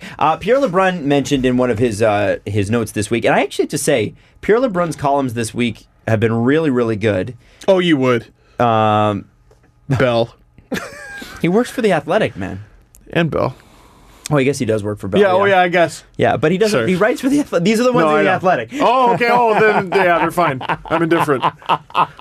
Well, anyway, it's almost like a 31 Thoughts, but it's in small bite-sized chips throughout the week. Anyway, he said the Leafs' first-round pick is up for grabs. He said, not that this should come as a surprise, nor will the pick be very high, but it is worth pointing out that teams around the league are looking to potentially do business with the Maple Leafs ahead of the February 25th deadline. Totally. And they know their first-round pick is available in the right deal, as it should be. The Leafs entered their window for contending for a cup, and while you don't want to get into the habit of trading your first-round pick every year, now is a good time to do it, to be a part of a package to obtain the bona fide top four defender that you need. Obviously, a quality prospect or young NHL player the Leafs would have to be willing to move. Would have to be willing to move with the pick in said package. But rest assured, some teams are eyeing doing business with the Leafs, knowing they can pry a first-round pick as part of the deal if they play their cards right in exchange for a top four defenseman. Now, that was from one article earlier this week. Today, I added this note. Now, he doesn't mention the Leafs in this, but I am, because I think this guy is the exact type of person that the Leafs want to get. Jake Muzzin. Oh. The LA Kings are in listening mode. The asking price, I'm told right now, is for the talented top four blue liner is a first round pick plus a prospect. Okay, High price. That's what you just said. High price, but it should be. 29-year-old is a top notch defenseman, and he's signed for another year at a $4 million cap hit. Boy, does that sound like a perfect fit, especially if you can flip Zaitsev. Oh my God. Please. Now, Elliot Friedman did mention last night on Timmins that he does not believe the Leafs are in on Dougie Hamilton, but they are sort of sniffing around. Okay. Not That's Dougie good. Hamilton, So, but sniffing around for defense. We know a few things now. Leafs first rounders up for grabs. Yeah, that's not shocking at all. In the right deal. Well, yeah. Everything's available for the right deal. We want Austin Matthews. No. We'll give you Connor McDavid and 3 firsts. Okay. That's the right deal. Sure. Sounds great. But Dubas also said that he wants, ideally, someone with term, someone who's not like a pure one-year rental. Mm-hmm. I think you nailed it. Jake Muzzin fits the profile. And from a Leafs perspective, assuming, you'd have to ask what the prospect is. Is it Liljegren or Sandin? That hurts. Boy, I don't think really, so. I don't think I don't think so. it makes sense even to move on from those But a guy two. like And I don't love this idea, but a guy like Jeremy Bracco might. Yeah, I'm not a huge fan of that either, but I would rather them trade him than and if you look at what LA Liljegren or needs, Sandin. they need puck-moving forwards who can pass and to make plays and to score. Which team? LA. LA? Oh my God, yeah. So is Jeremy, like, they don't need another defenseman. LA does not need that. And they have enough big guys. Like Bracco, he'll be fine. Oh God, But I would imagine, love to like, keep him though. If anybody that's been following the Marlies this year, he has been on fire and he's Really good. That's the kind of guy LA needs. Now, if that's the price, if it's a first and Jeremy Bracco, I can live with that. Gosh, I don't like it, but I also like Jake Muzzin a lot, and he would be phenomenal on the Leafs. that's tough. That's tough. The issue with the term prospect.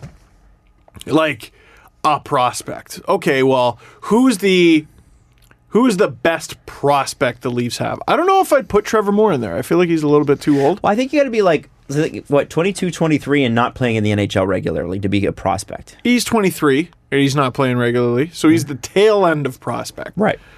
So who's their best forward prospect, right? I'd say Bracco. I would put him ahead of Moore just because potential. Mm-hmm. His ceiling's higher. Yeah. And then there's Moore. Okay. And then I think it's a bit of a drop off after that, you know? Like if the prospect's like Mason Marchment, I'm like, oh, that kind of sucks. Oh well, yeah, do it for sure. Bracco, I'm like, no. But I clutch on him. Is it Grunstrom? Maybe. I don't know if I like that at all though. Because now it's like, okay, he's maybe not as like high flying as a guy like Bracco, but boy, they sure could use that type. 100%. The term prospect is vague at best. Absolutely it is. Well, and I think it's meant to be vague because that's what you and I could talk about. It makes for the punditry to be fun. You can know, Pierre Engvall. I'd be that's bummed, a prospect. but yeah, sure, take him.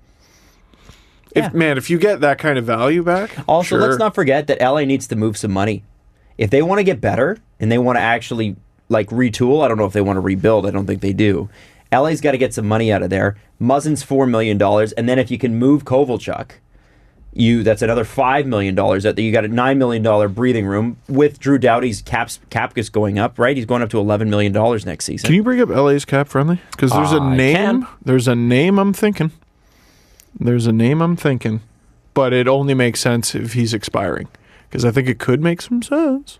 Like expiring UFA? Yeah. They're not in the rental market, the Leafs. Yeah, but Dude, Elliot Friedman has said that. He's like, they're not in that market. But let me see. Where's my man? Oh, he's not. Well, nah, that wouldn't work. Never mind. I thought Tyler Toffoli was expiring. You know what the Leafs don't need? An expensive winger. I know. No, but if it's if it's a guy you can get for a relatively affordable price, just for the year, but Defenseman. You need a defender. Also, interestingly, Chris Johnston mentioned on the radio this week, he thinks Nikita Zaitsev will either be a deadline or a summer move. He said he's an intriguing trade target, despite the contract, because the thing is, Teams like him. well, teams like him because a lot of teams, and the Leafs don't have this worry because they've had Gardner and Riley for so long, these teams are looking for a power play quarterback. And one thing that Nikita Zaitsev is mobile and offensive minded. Well, he did his best on the power play. He's the least productive offensive-minded guy. Yeah, he's just not in that role. If he was in that role, and if you look at the way they're deploying him, they're putting him against some pretty tough competition. Yeah, you know how we've talked about like Babcock liked to put certain players through the ringer, like he did it with Riley and it worked. Riley did got it with better. Nas and it worked. It's Zaitsev just never got out of it. It's just gotten worse and worse every year. He just didn't get there. Yeah, no, I'm just gonna beat the shit out of you until you're traded. Also, Pierre LeBrun mentioned that this is non-Leafs related, that Sergei Bobrovsky let it be known that he'd waive his no-trade clause to the right team, but that was earlier this season. I'm wondering with Columbus, if you know you're going to lose Bobrovsky because you think you want to hang on to Torts, right? And him and Bobrovsky don't get along, and you also don't want to spend $10 million to keep him. I feel like as good as Columbus is, as bad. There are teams looking for a goalie like that. Do you get something for him? Because Korpisalo is not a bum. No, but you need, you know what? Maybe unpopular. All your talks should focus on Panarin. And if you're relatively confident it gets done, I say just go into the playoffs with both. Go into the playoffs with both. Real life's not a video game. You don't always get someone for an expiring player. You don't always get the best case scenario. Just go for it. I think they just go for it. Do you want to go into the playoffs with a starting goaltender who doesn't want to be there and is already checked out mentally? You know what? I think the prospect of a Stanley Cup helps you check in. Also, I'm not saying that he is. I'm just saying I know. Potentially. I think he can be convinced. And well, it is a Stanley Cup. If you're going to be able to convince a guy, that's a pretty good guy. Listen, I wouldn't say that, of like last year's Leafs necessarily when we had that big debate with JVR. Like Columbus is real good. Yeah, they're real good, and they got a chance to win a few rounds. Keep them. I think keep them both. I don't know how popular that is. At some point, you got to go for it. Like, it's easy to finger wag at every team that doesn't win the Stanley Cup and be like, you should have traded your UFA. Well, what about if it's a deadline deal that gets you a great player?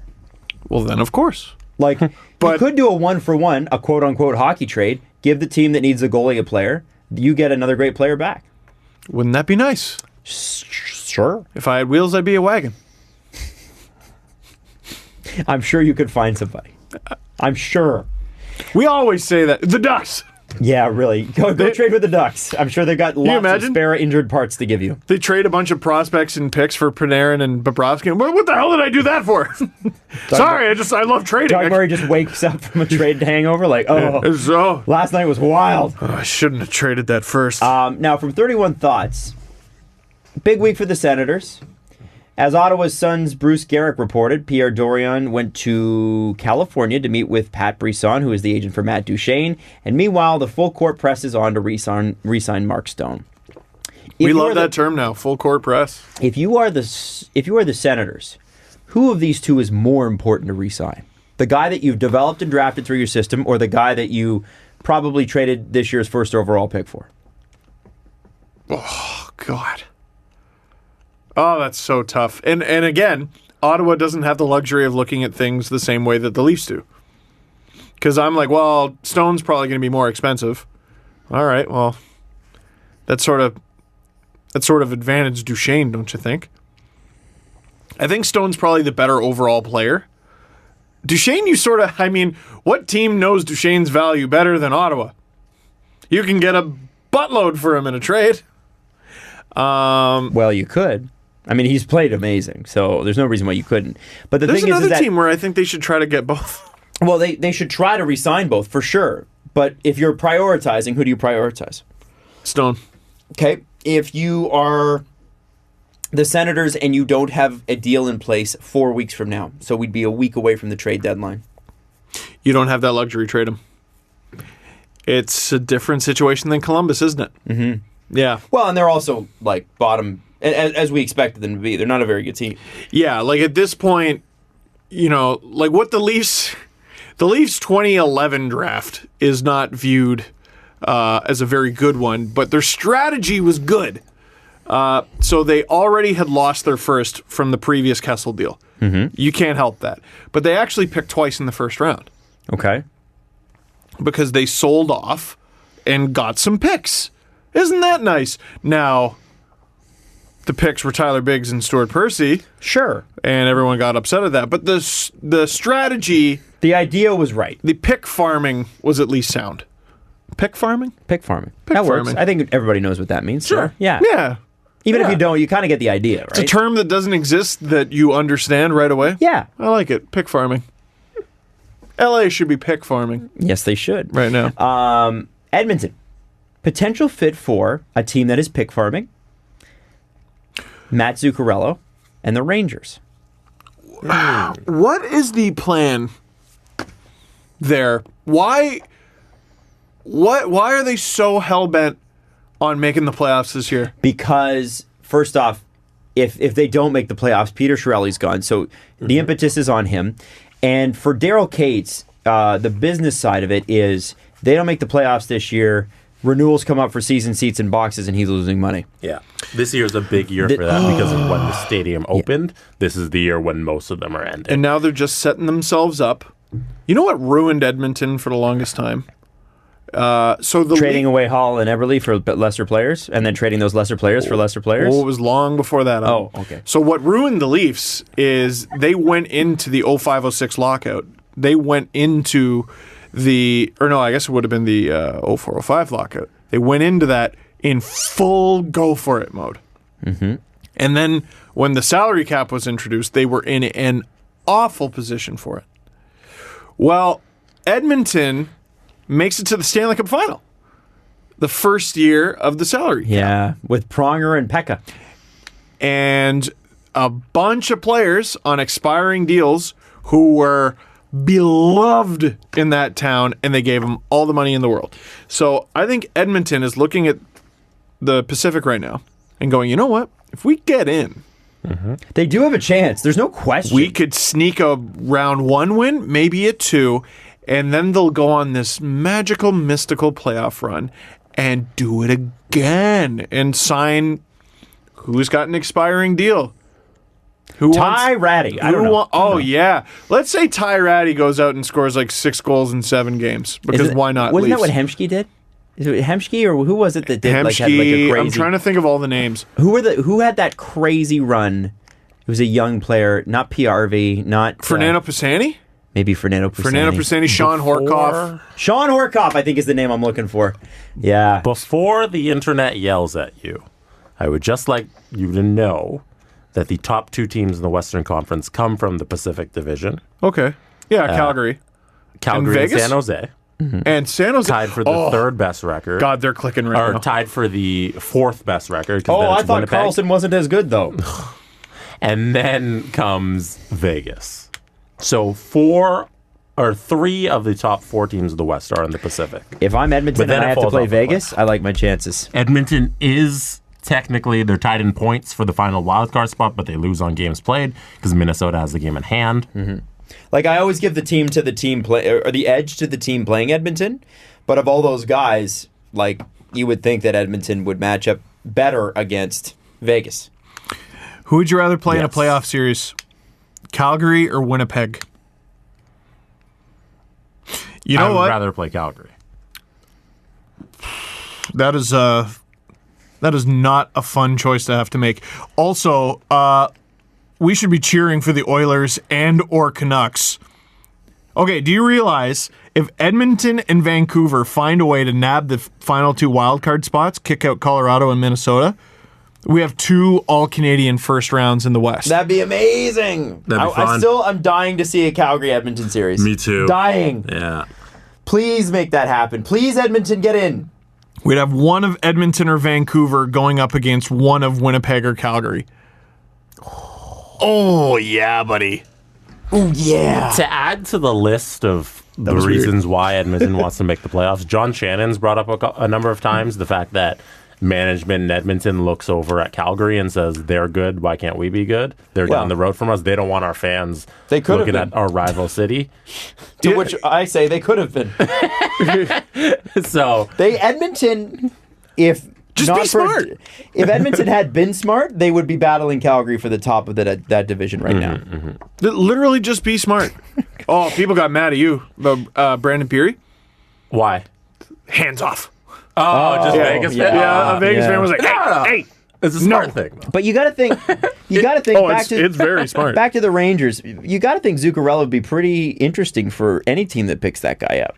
Lots of experience in the playoffs too. Yeah, the absolutely. Rangers are always randomly went deep and never won. Listen, I've said it for the longest time. There's no reason for the Oilers to be so shallow on the wing.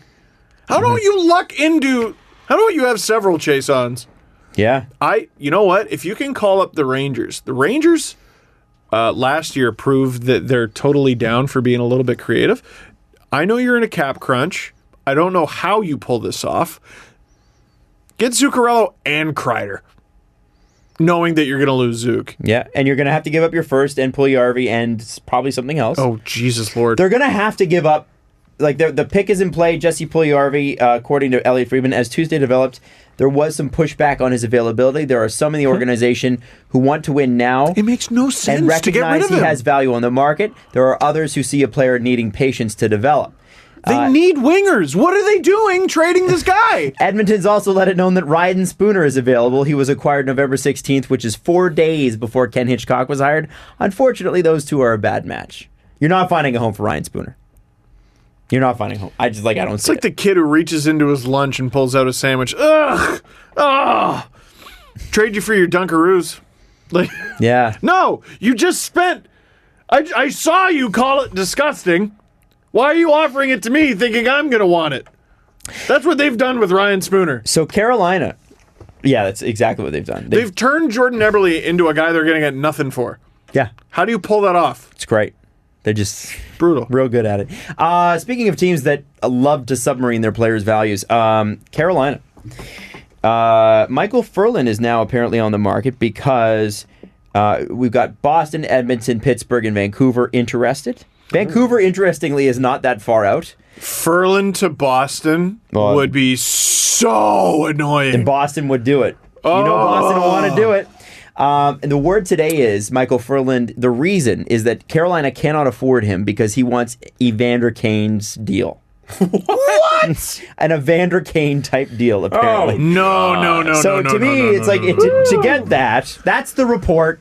Sue me if it's wrong. But I'm not sure Evander Kane deserves Evander Kane's well, deal. I was just gonna say you'd have to be Evander Kane. You'd have to be good like Evander Kane. Well, like, okay, so he's good, but not like that. this is, I remember the discussion, one of the first discussions we had on the podcast was who should go first in the 2013 draft. And it was between Nathan McKinnon and Seth Jones. And lo and behold, it's two of the best players in the league. One of the best forwards, one of the best defenders. But my argument at the time was Nathan McKinnon has been Nathan McKinnon for longer. People were talking about him since he was 16. And Seth Jones was... Son of Popeye. He was... Yes. He had a really, really, really good draft year. Yeah. And it looked like he was going to be really, really, really good. And it's shocking that he dropped to fourth. But, dude, the idea of taking him over a guy who's been the clear-cut number one for 3 years straight, what are you doing? So Michael Furland has only recently developed into this player. But you look at Tom Wilson's deal. Tom Wilson didn't even become Tom Wilson until after he signed it. He's having this amazing season, and we're like, he has 35 goals. How are you... In his career. In his career. How are you doing this? But now you go, well, my client's a better goal scorer than Tom Wilson. This is how you screw everything up. Mm-hmm. You know how many agents love Zaitsev? Oh my God, so many. $4.5 million gets you 3 points. Single-handedly, he is inflating that market. I remember years ago the Hockey News' People of Power and Influence list came out. I think it's just come out again, or it's about to next week. It has come out. And one of the guys on that list was Jeff Finger. Because he got $3.5 million for doing dick. And everyone's like, well, his contract is certainly influential because now everyone who's better than Jeff Finger is going to be able to go, well, I deserve more than Jeff Finger. Do you think Martin Skula's pissed off about that? Yes. Because Jeff Finger got Martin Skula's money. Like Stefan Quintal or someone was getting like $5 million, and it was just like no one had right-handed D. Yeah. And also there was no cap when Quintal was making that kind of money. Well, and there's that. Then there was one. Derek Brassard, an interesting name, considering Pittsburgh's back on track. Suit. Correct. And Elliot Friedman said this, Derek Brassard is going to get a new home. Remember, Winnipeg liked him last year, but he resisted. So he was the one who said he didn't want to go to Winnipeg last year, which is very interesting. I forgot that whole saga. And who else was it? Mike Hoffman that didn't want to go to Winnipeg as well? Yes, which was just a dumb move, I thought. Boy, jeez. Why wouldn't you want to go to Winnipeg, especially as a rental? Go win a cup! What's the matter with you? Look how good they are, and look how good you are. Go push them over the top. And I would argue that Paul Stastny made several $1 million on that cap run. Of course he did. On that Man, buy a jacket. Yeah. Dude, buy a jacket. What are you doing? I don't play on understand ice that at for all. a living. Yeah. Yeah. You're a hockey player. You don't like that it's cold? Winner. Go win a Stanley Cup. Tough it out for 3 months. So, Unless there are crazily different circumstances. Go win. So interestingly, here's the difference a year can make, and a difference a cup run that should have been a cup run can make. Remember, Winnipeg liked him last year, but he resisted. If the Jets want to try again, that won't be a problem. With Brassard. So Brassard has let it be known that he wants to go. He'll go to Winnipeg. Columbus also makes sense, possibly San Jose. I think San Jose makes a lot of sense. Well, it is a home of a lot of former Senators. Yeah, it sure is. And interesting for Pittsburgh, too. I wonder if Pittsburgh's looking at this and going, okay, well, listen, we're not obviously going to trade Kessel, Malkin, Crosby. And is that their one opportunity to trade a player of value and get a player of value back? Because you would think that's a 1-for-1. Like, I can't see Pittsburgh making that deal and being like, well, we're good with a couple of draft picks out of that. They've climbed back into the wild card spot right now. They're 2 points up on Buffalo for the final wild card spot. You got to think they are tied with the Islanders for third in the Metro. The Islanders have a game in hand, but you got to think Pittsburgh's going to climb into that top 3 in the Metro. Winnipeg's got the Islanders have been on a heater. Winnipeg's got a big old bunch of scoring wingers, and Pittsburgh, believe it or not, could use that. Despite having Phil Kessel, they're using guys I've never heard of. Which they always do because they're Pittsburgh. But the thing is, too, is Winnipeg can't re-sign everybody next year. Like, they have huge cap problems to deal with this summer. Why not trade one of them now? Get something. Yep. Why not? Could be a match. Florida. In addition to Bogdan Kiselevich, who I'm not really sure has a whole ton of value.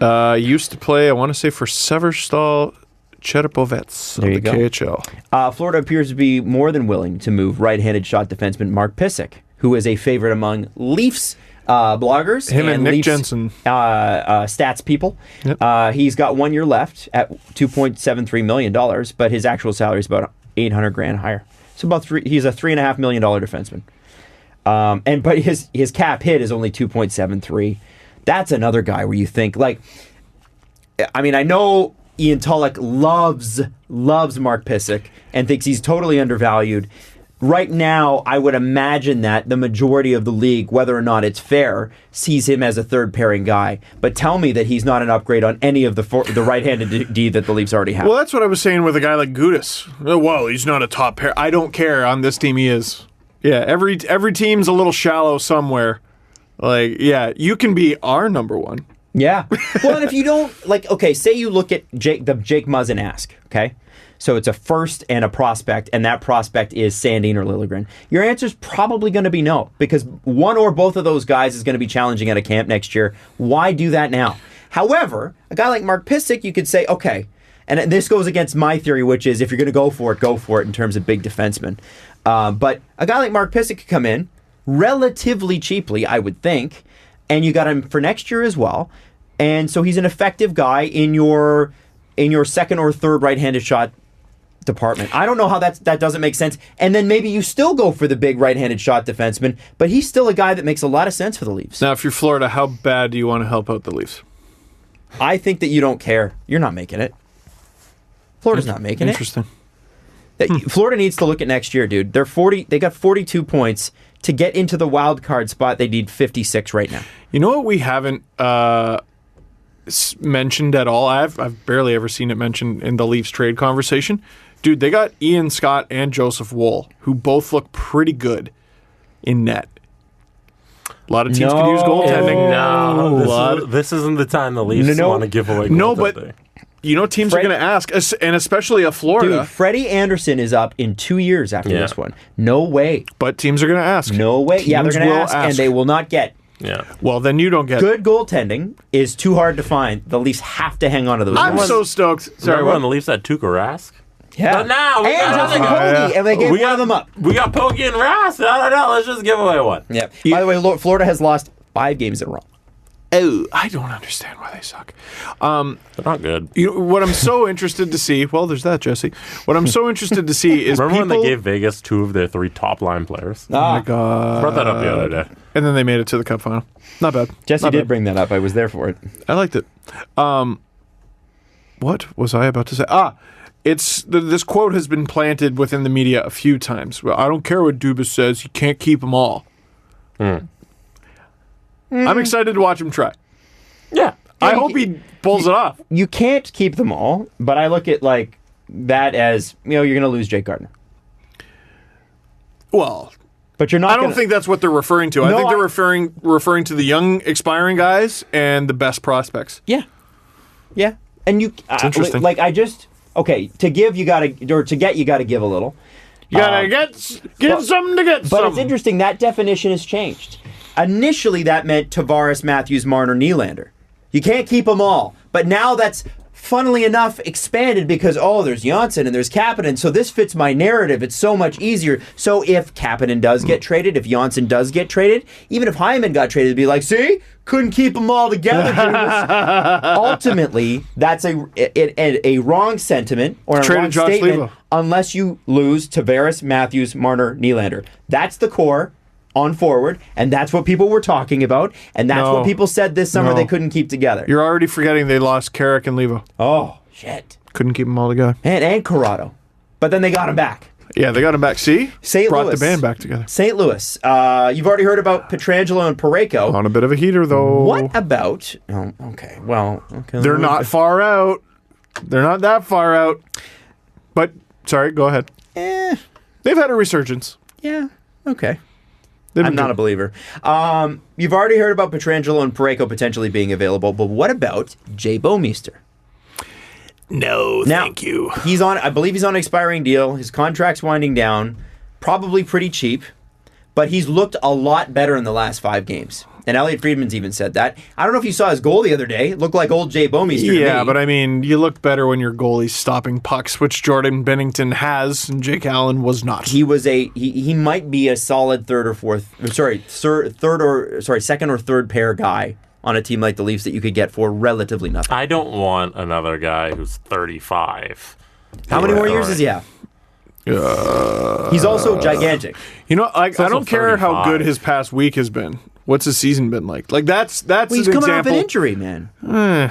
Exactly. That makes it even worse. Might go back onto an injury. Yeah. I've re-aggravated stuff. Okay. Adam, you like lasagna? Yeah. Oh, you like lasagna? Yeah. Oh, that's so great because I have a slice of lasagna if you want it. Okay. Yeah, it's been in my desk for 13 years, but I have a big slice of lasagna for you. That's a bit of hyperbole, my friend. No, but Jay Bouwmeester, there's names good on Bouwmeester for establishing it in everyone's brain that he is forever a top pair defenseman. He's not. Time doesn't work that way. No, I know, but he's been struggling on the Blues for most of the year. Dude, Lucic scored 2 goals the other day. You gonna go get him? No. This is what I'm talking about. If a guy has a hot week, who gives a shit? All right, okay, fine. Detroit. He's old. Detroit. Everyone in the fancy stats community loves Nick Jensen. Detroit apparently is looking at re-signing him, and I wouldn't be surprised if they do just because Detroit re-signs literally everybody because they refuse to rebuild. They just refuse. No, we want to be the same. We are the same. Always the same. Which is Nick weird Jensen, because their best players are so young. Yes. Yeah. True. Nick Jensen could be a pretty good target for the Leafs too. I wonder if they're just saying, I wonder if they're planting, we want to re-sign him because it drives up the price. And it sucks that, Florida seems like such a good match. Would that drive up the price for you, though? You go, so I don't give a shit. This is what I would give you for him. If you would like him, then if you don't like get that, him. call him back. Call me back. Then you don't get him. You have more to lose. You're the team going for it. I hate, the idea of giving up a pick to Detroit. Giving up a pick to Florida because now that pick is stapled to you forever because now, dude, the Plekanec pick that the Leafs gave up to Montreal, I'm going, no whammies, no whammies, no whammies, be a bust, be a bust, be a bust. Yeah. And I don't even know who that player was because forever they're going to get to go, the Leafs gave us that guy. Or the Leafs with the pick that Leafs gave to Tampa for Brian Boyle. Which I was don't also even know who they drafted. that was with a that. second I rounder. I don't assume know. he's got like 40 goals already. Yeah, well, everybody Tampa drafts gets 40 goals. Braden Point. No, I don't know. Jesse, did you have something? Oh, okay, I thought you no, said. go ahead. Paul Byron. I want to shout out Paul Byron because Paul Byron did the thing that we have asked NHL players to do. Yep. Which is you did something shitty and you owned your shitty thing. And here's what Paul Byron said on Twitter. I accept and respect the decision made by the Department of Player Safety. And by the way, if you don't know, he hit Mackenzie Weegar. He jumped into the hit. Yeah, jumped into the hit. It was bad. Smashed him into 3-game the suspension. boards. And he said, I would like to make it clear that I had no intention of causing injury or finishing my check through Mackenzie Weegar's head. I think my history and way I conduct myself on the ice shows a lack of intent to injure other players. Despite the lack of intention, I've accepted responsibility for the hit and realized the result of the hit to the head caused an injury. I would like to sincerely apologize for my hit and wish Mackenzie all the best and hope he's okay. I've learned a lesson through this and will make sure any future hits result in a clean and legal fashion. I like that. I like that too. I like that a lot. I mean, the second I saw the hit, because it happened during ice surfing, that was a violent game. Those two teams, like rivalries, you can't force them. They just happen. Ty Domi pops Aaron Ekblad, gets nothing for it. Max. What did I say? Ty. Oh, did I say Ty? Sorry. Max Domi pops Aaron Ekblad in the preseason, gets nothing for it. And pretty much every game between these two is violent. Mm-hmm. Really violent. That was such a wacky game, too. And that was a violent game. And Paul Byron didn't even do the biggest piece of shit thing in that game. No, I he didn't. thought it was Evgeny Dodonov. But you could argue that it wasn't intentional, the knee to Max's head. And Max is Ty's son. Like when he gets up and that maniacal look in his eyes, he knows he's a Domi. It's lightning. Yeah. Yeah, he's a scary human being. Okay, with that, let's do the press conference. The Presser. SDP. The Steve Dangle Press Conference. Now hold on a second, because I have a question first. And Jesse, you sent this to me, so this comes from you. This is Eamon McAdmin at Marathon Sports, which is a great, Awesome. great follow. That's really good. So Eamon McAdmin tweeted us the picture of the Brian Lawton and Mark Parrish 2015 NHL redraft. Would you like me to read you Oh, no. the top 6 picks? Have you seen this? No, I haven't. Oh, this is so great. They redraft the 2015 draft. Who is this? Brian Lawton. And Mark Parrish. Okay. Brian Lawton, who's known for literally the most ridiculous tweets. And I'm sure Brian's a nice guy, but heard from a source that a thing, and that thing never happens, Yeah, right? and Mark Parrish, like the former player? Yeah. Yeah. Okay. So I guess he's an analyst now. Can I give you what the actual order was? Yes, please. 2015, that was Connor McDavid. Do you want to do it? You do. No, you go ahead. No, please go. You can guess it, and I'll tell you if you get it right. First overall, Connor McDavid. Duh. Second overall, Jack Eichel. Duh. Unfortunately for Buffalo. Yeah. Right? Yeah, Am I right? You got it. Third overall, Dylan Strom. 2. Arizona. There you go. Fourth overall, Mitch Marner. Mm-hmm. Fifth overall, Coulda. Hampus No. Lind. Coulda Hannafin. Oh, sorry. Noah Hannafin To Carolina. And then I'm not sure. Pavel Zacha to New Jersey. Pavel Yeah. Zacha. All right. And then 7 is Ivan Provorov. Ivan. And 8 was Zach Werenski. Yes. So- So how did they redraft? They redrafted. And I don't hate any of these players, so let me just throw this out there. Number 1, Pavel Zacha. No, they got that one right. Connor McDavid. Yes. Number 2, Matthew Barzal. Oh. Yeah, number 16 that Number year. 3, Mikko Rantanen. Gee, I mean, shit. How do you argue with these players though? Number 4, Brock Besser. No.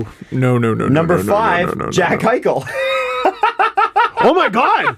Wait, what the? No. Number 6, Mitch Marner.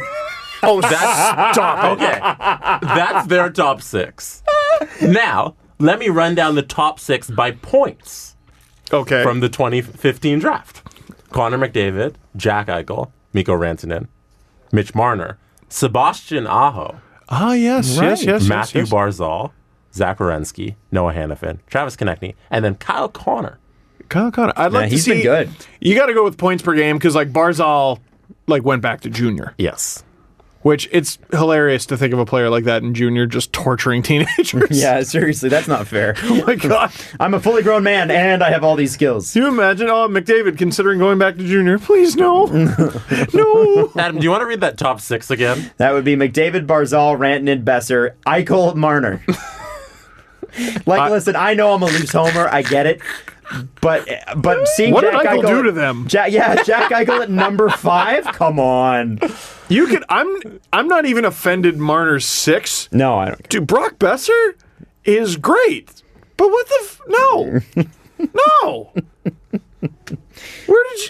Well, there's a reason It's so that good. there's a reason that Brian Lawton and Mark Parrish are working for the NHL Network and not for an NHL team. Boy. I mean, come on. And I'm sorry, guys. I'm sure you're very nice, but I disagree with that wholeheartedly. Does it keep going? And that's the point. Yeah, I don't know what the rest of it I was. want to know what 7th rounder made it in the first. I want to, there's this Sebastian Aho, guy. I would have picked him 31st. His parents are tall. Yeah, right. I want to know. Hatsum Bacho Hot Sam Oh, Batcha. yeah. is he was Shabbat! drafted 18th.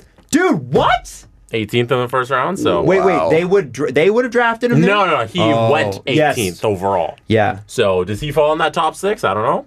Probably not. From Ottawa, Canada. Maybe unpopular opinion, I think he's Ottawa's MVP.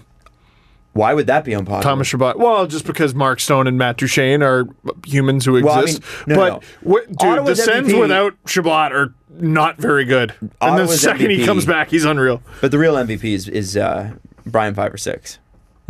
Yeah, that's true. But That's- Thomas Chabot is like the next Carlson. In my The head. LVP is Larry. That's true. Boston fans must look back on this draft and just kick themselves. Well, they did get Jake DeBrusk. But you have 3 picks in a row, and right after those 3 picks, there's Barzal, Connor, Chabot. Oh! Svechnikov. You've made your franchise Those- right there. 4 in a row. Barzal, Connor, Chabot, Svechnikov. Take any of those. That's amazing. Svechnikov. Oh, Evgeny. If Carolina would play No, you're Svechnikov- confusing Svechnikovs. You're thinking of the guy who went 2nd overall. Last yeah, year? this this one, Who else came Yeah, later, Evgeny though? That Svechnikov, draft was I pretty think. sick in the first round. they could have had Brock Besser. Even Travis Konechny would have been better. Oh, yeah, I was confusing Svechnikov. That's my bad. Anyways, Connor, Travis Dermott, Sebastian Aho. Chabot, Even Travis Dermott would have been good for them. Sebastian Aho, Shit. Travis Dermott. Sakes. Anyways, speaking of Boston, did you guys see that David Backes was a healthy scratch last night?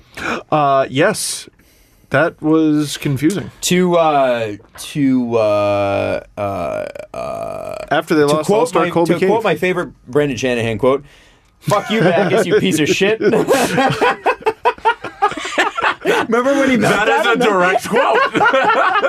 Adam, it's not actually lying. fuck you, Baggins, you fucking piece of shit. Oh, You sorry. forgot. Oh, how can I get that wrong? That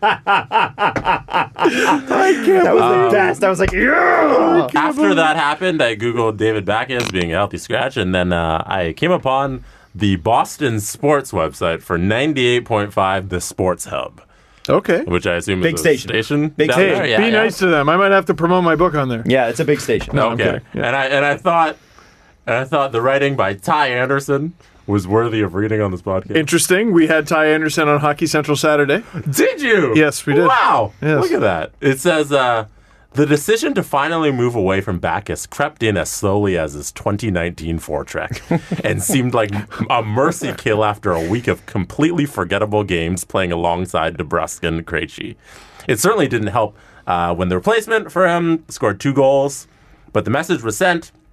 If it's only one night for Backes, blah, blah, blah. But that line finally creeping in as slow as his 2019 forecheck was perfect. And I loved it. So shout out Ty Anderson for roasting Wow. David Backes. Boston folks can roast you, man. Man, what a great city to win in, though. Like they love their And guys. it's so rare. Yeah, It's so really. rare. Yeah, When's Boston going to catch a break? But really, before Frig off! before the year like 2002, Boston was like Toronto, like the losingest city. Like just Yeah, and then what? Heartbreak. They weren't losing us. They won, but like, Buffalo's it was like like, heartbreak. that's cute. It was everybody except for. No, I guess the Celtics went a little while without winning. Yeah, they didn't win till like But, with the mid 2000s, right? Yeah, no, but I was talking like before that. It must have been like the 80s before they won. But yeah, The Celtics are one of those teams that think a double-digit drought is a tragedy. Screw your whole sports city. Honestly. Or screw ours for setting the bar so low. There used to be a You know? song, I don't remember who it was by, called Thank God for the Boston Bruins. And it was about how Boston wouldn't remember what it's like to lose if it weren't for the Bruins. Whoa. And the Bruins won the cup like 3 years later. Wow, man. Can you look that up? Look up Thank God for the Do we Boston really need Bruins. to look that up? No, we don't. No, we can't don't need to play look that it, up. so. Yeah, you're right. By the way, the Colorado Avalanche have sent Tyson Yost to the AHL. Yeah. I like things breaking during the show. Yost has produced 6 goals and 9 assists in 43 games for the Avs this season. Yeah. Wait, how many? Sorry? 6 goals, 9 assists? Yeah. Oh, okay. That's I guess that's not mind-blowing. They're another team poised to do something weird. Because they don't like where they are in the standings. They're arguing a lot. They're fidgety. And I wonder... I don't know. I don't think the Ducks are doing this on purpose. But all the fidgeting they're doing, I wonder how many teams are feeling like, oh, am I missing the party? Yeah. Like, there's... Oh, you know what? Ah, shit. I was thinking about getting that guy. Yeah. I bet they get calls about Yost. Yeah, not obviously. Most of the deals that have been happening aren't very big, but like, oh shit, I kind of like Cogliano. I didn't know Devon Shore was available. Mm-hmm. Nino Niederreiter. I could have had Victor Rask. Mm-hmm. There's some names. There's some names out there. One question is from Engineer Sandy. Hello. This person writes, how sick does a hockey player need to be to not play in a game? How many of the Leafs are playing halfway sick with the flu that's been going around the team? Either getting it or getting over it. Who decides he's too sick? The player or the trainer? Do you guys know? I thought it was a very interesting question. That is a good question. That is What interesting. do you guys think of those questions? Well, they said Freddie Anderson was vomiting. So I'm going to go, you could probably play through a sore throat. But if you've got that... Man, friggin' January. Didn't this happen last year? Yeah. I look at it like if you've got like the chills from the flu, you're probably not playing hockey. It's probably better to take a night off. Does it affect your energy? Yes. And does it affect your breathing?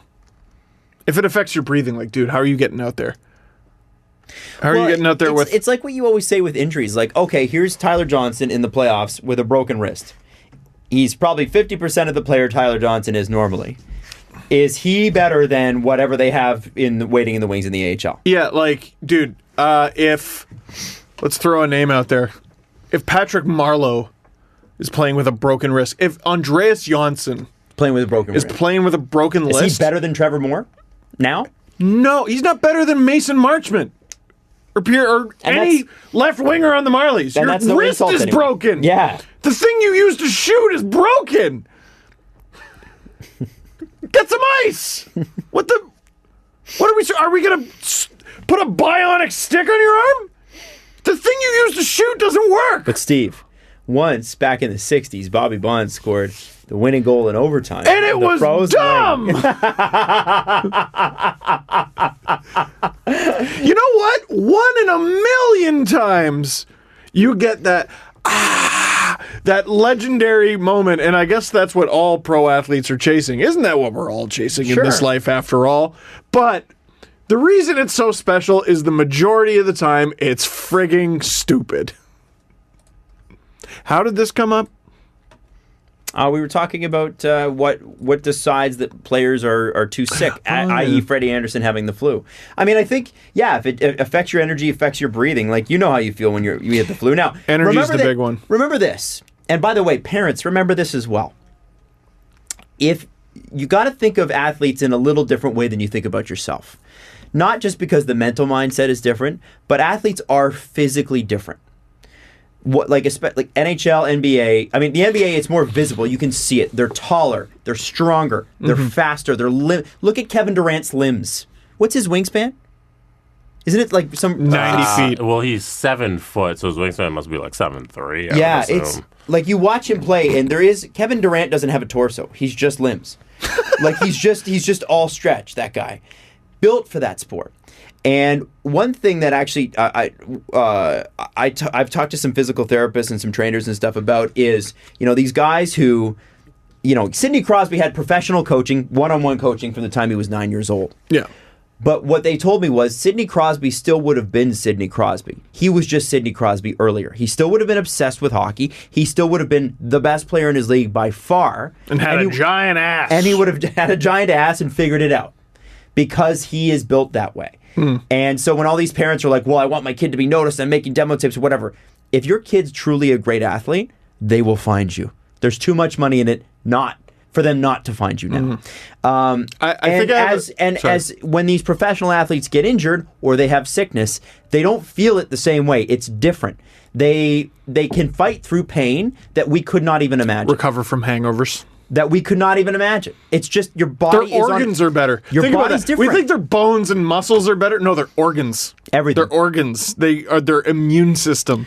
They're better at killing illnesses. There's a reason why I could bring Jesse to trampoline dodgeball, and he was the best player on our team the first time he ever played. See, that's still Jesse's surprising to me. Jesse's a very good athlete. But he's so big. Like, there's so much, Dude. but there's so much more of you to hit. He played AAA baseball. He could catch everything. Oh, there it is. He's got some of the best hand-eye coordination I've ever seen. Oh, listen, I don't want to play against you, but I'm just saying I might hit you by accident. One right now. But I played for years. It's just me running. I played for years, and I was okay. Jesse was awesome immediately. And you just Can I ask one last question? Yes. After I answer this, when should or shouldn't you play? You shouldn't play if you're contagious. Yeah. You go to work with a sickness, you will get, on average, 3 people sick. Yeah, I care less about you than I care about the rest of the team. Bingo. Dude, they hork every fucking 2 seconds. I was looking at Matthews the other day, and it's just a national television close-up shot of him spitting. He's on camera for like 8 seconds, spits 4 times, and I'm like, if he was sick, every person who collects an MLSE paycheck, like people who work for TFC, are sick right now. Spitting all over the place. Mm-hmm. Sorry. Jerome McGinley, his number 12 jersey will be retired on March 2nd. Adam Wild. Mm-hmm. Did Iginla earn this banner, or was the banner handed to him? That's from Grant. Great question, Grant. You can't answer. You weren't asked. And no, he absolutely earned that banner. Jerome McGinley is a hero, not just for Calgary, but for Canada. And when he retired, one of the best beauties to ever win. When he retired, did someone say, "Take this retirement from my hand, Jerome. I'm leaving. We must give it to you because you cannot choose to retire. We must force this upon you, Mr. Iginla." That is still to this day one of my favorite moments on this show. The fact that you said Jerome McGinley had retirement handed to him. That's one of your favorite moments. The only reason I said that was to bother Steve, and it worked. And if we ever have Jerome on this, I am not rattled or owned. If we ever have Jerome on the show, which I doubt he would want to do with me in the room, I will tell him that it was a joke, mostly to bother Steve, and I'm sure he'll handle it well. Iginla would look at you the same way you look at a yappy dog. Just be like, oh, look at that little thing. Yeah, well, that's fine. Because that's how legends look at plebs. How dare you? Grant, might be the question of the year so far, buddy. That was great. All right, so show's wrapped up, but we'll be back Tuesday. Tuesdays and Thursdays from now on, ladies and gentlemen. Except for when they're not. And no Leaf game on Saturday, which sucks. Yeah, I hate that. No, but they had to get in these 2 Florida games back to back. Yeah, no, the Florida Panthers definitely couldn't wait for Saturday night to be on national TV. No, sir. Don't want that. You know, as someone who works in sports, I always have to feign, like, oh, no, yeah, why would they do that? Why, you like having your Saturday? I'm like, that's kind of nice. Might go see some friends. You won't be watching the other great offerings they have on Hockey Night in Canada as a employee of the company? While I'm having wings with my friends, who aren't you guys, because I go out with pro Iginla friends only. Oh, okay. We also don't get invited to stuff that you don't. is past the Ajax border. Anyway, This show's over. We're going somewhere really cool. You've just never heard of it. See you Tuesday. Follow the guys on Twitter at Steve_Dangle, at Adam WYLDE, and at Jesse Blake. The Steve Dangle Podcast. Brought to you by Panago Pizza. Order at panago.com and stuff your face with deliciousness.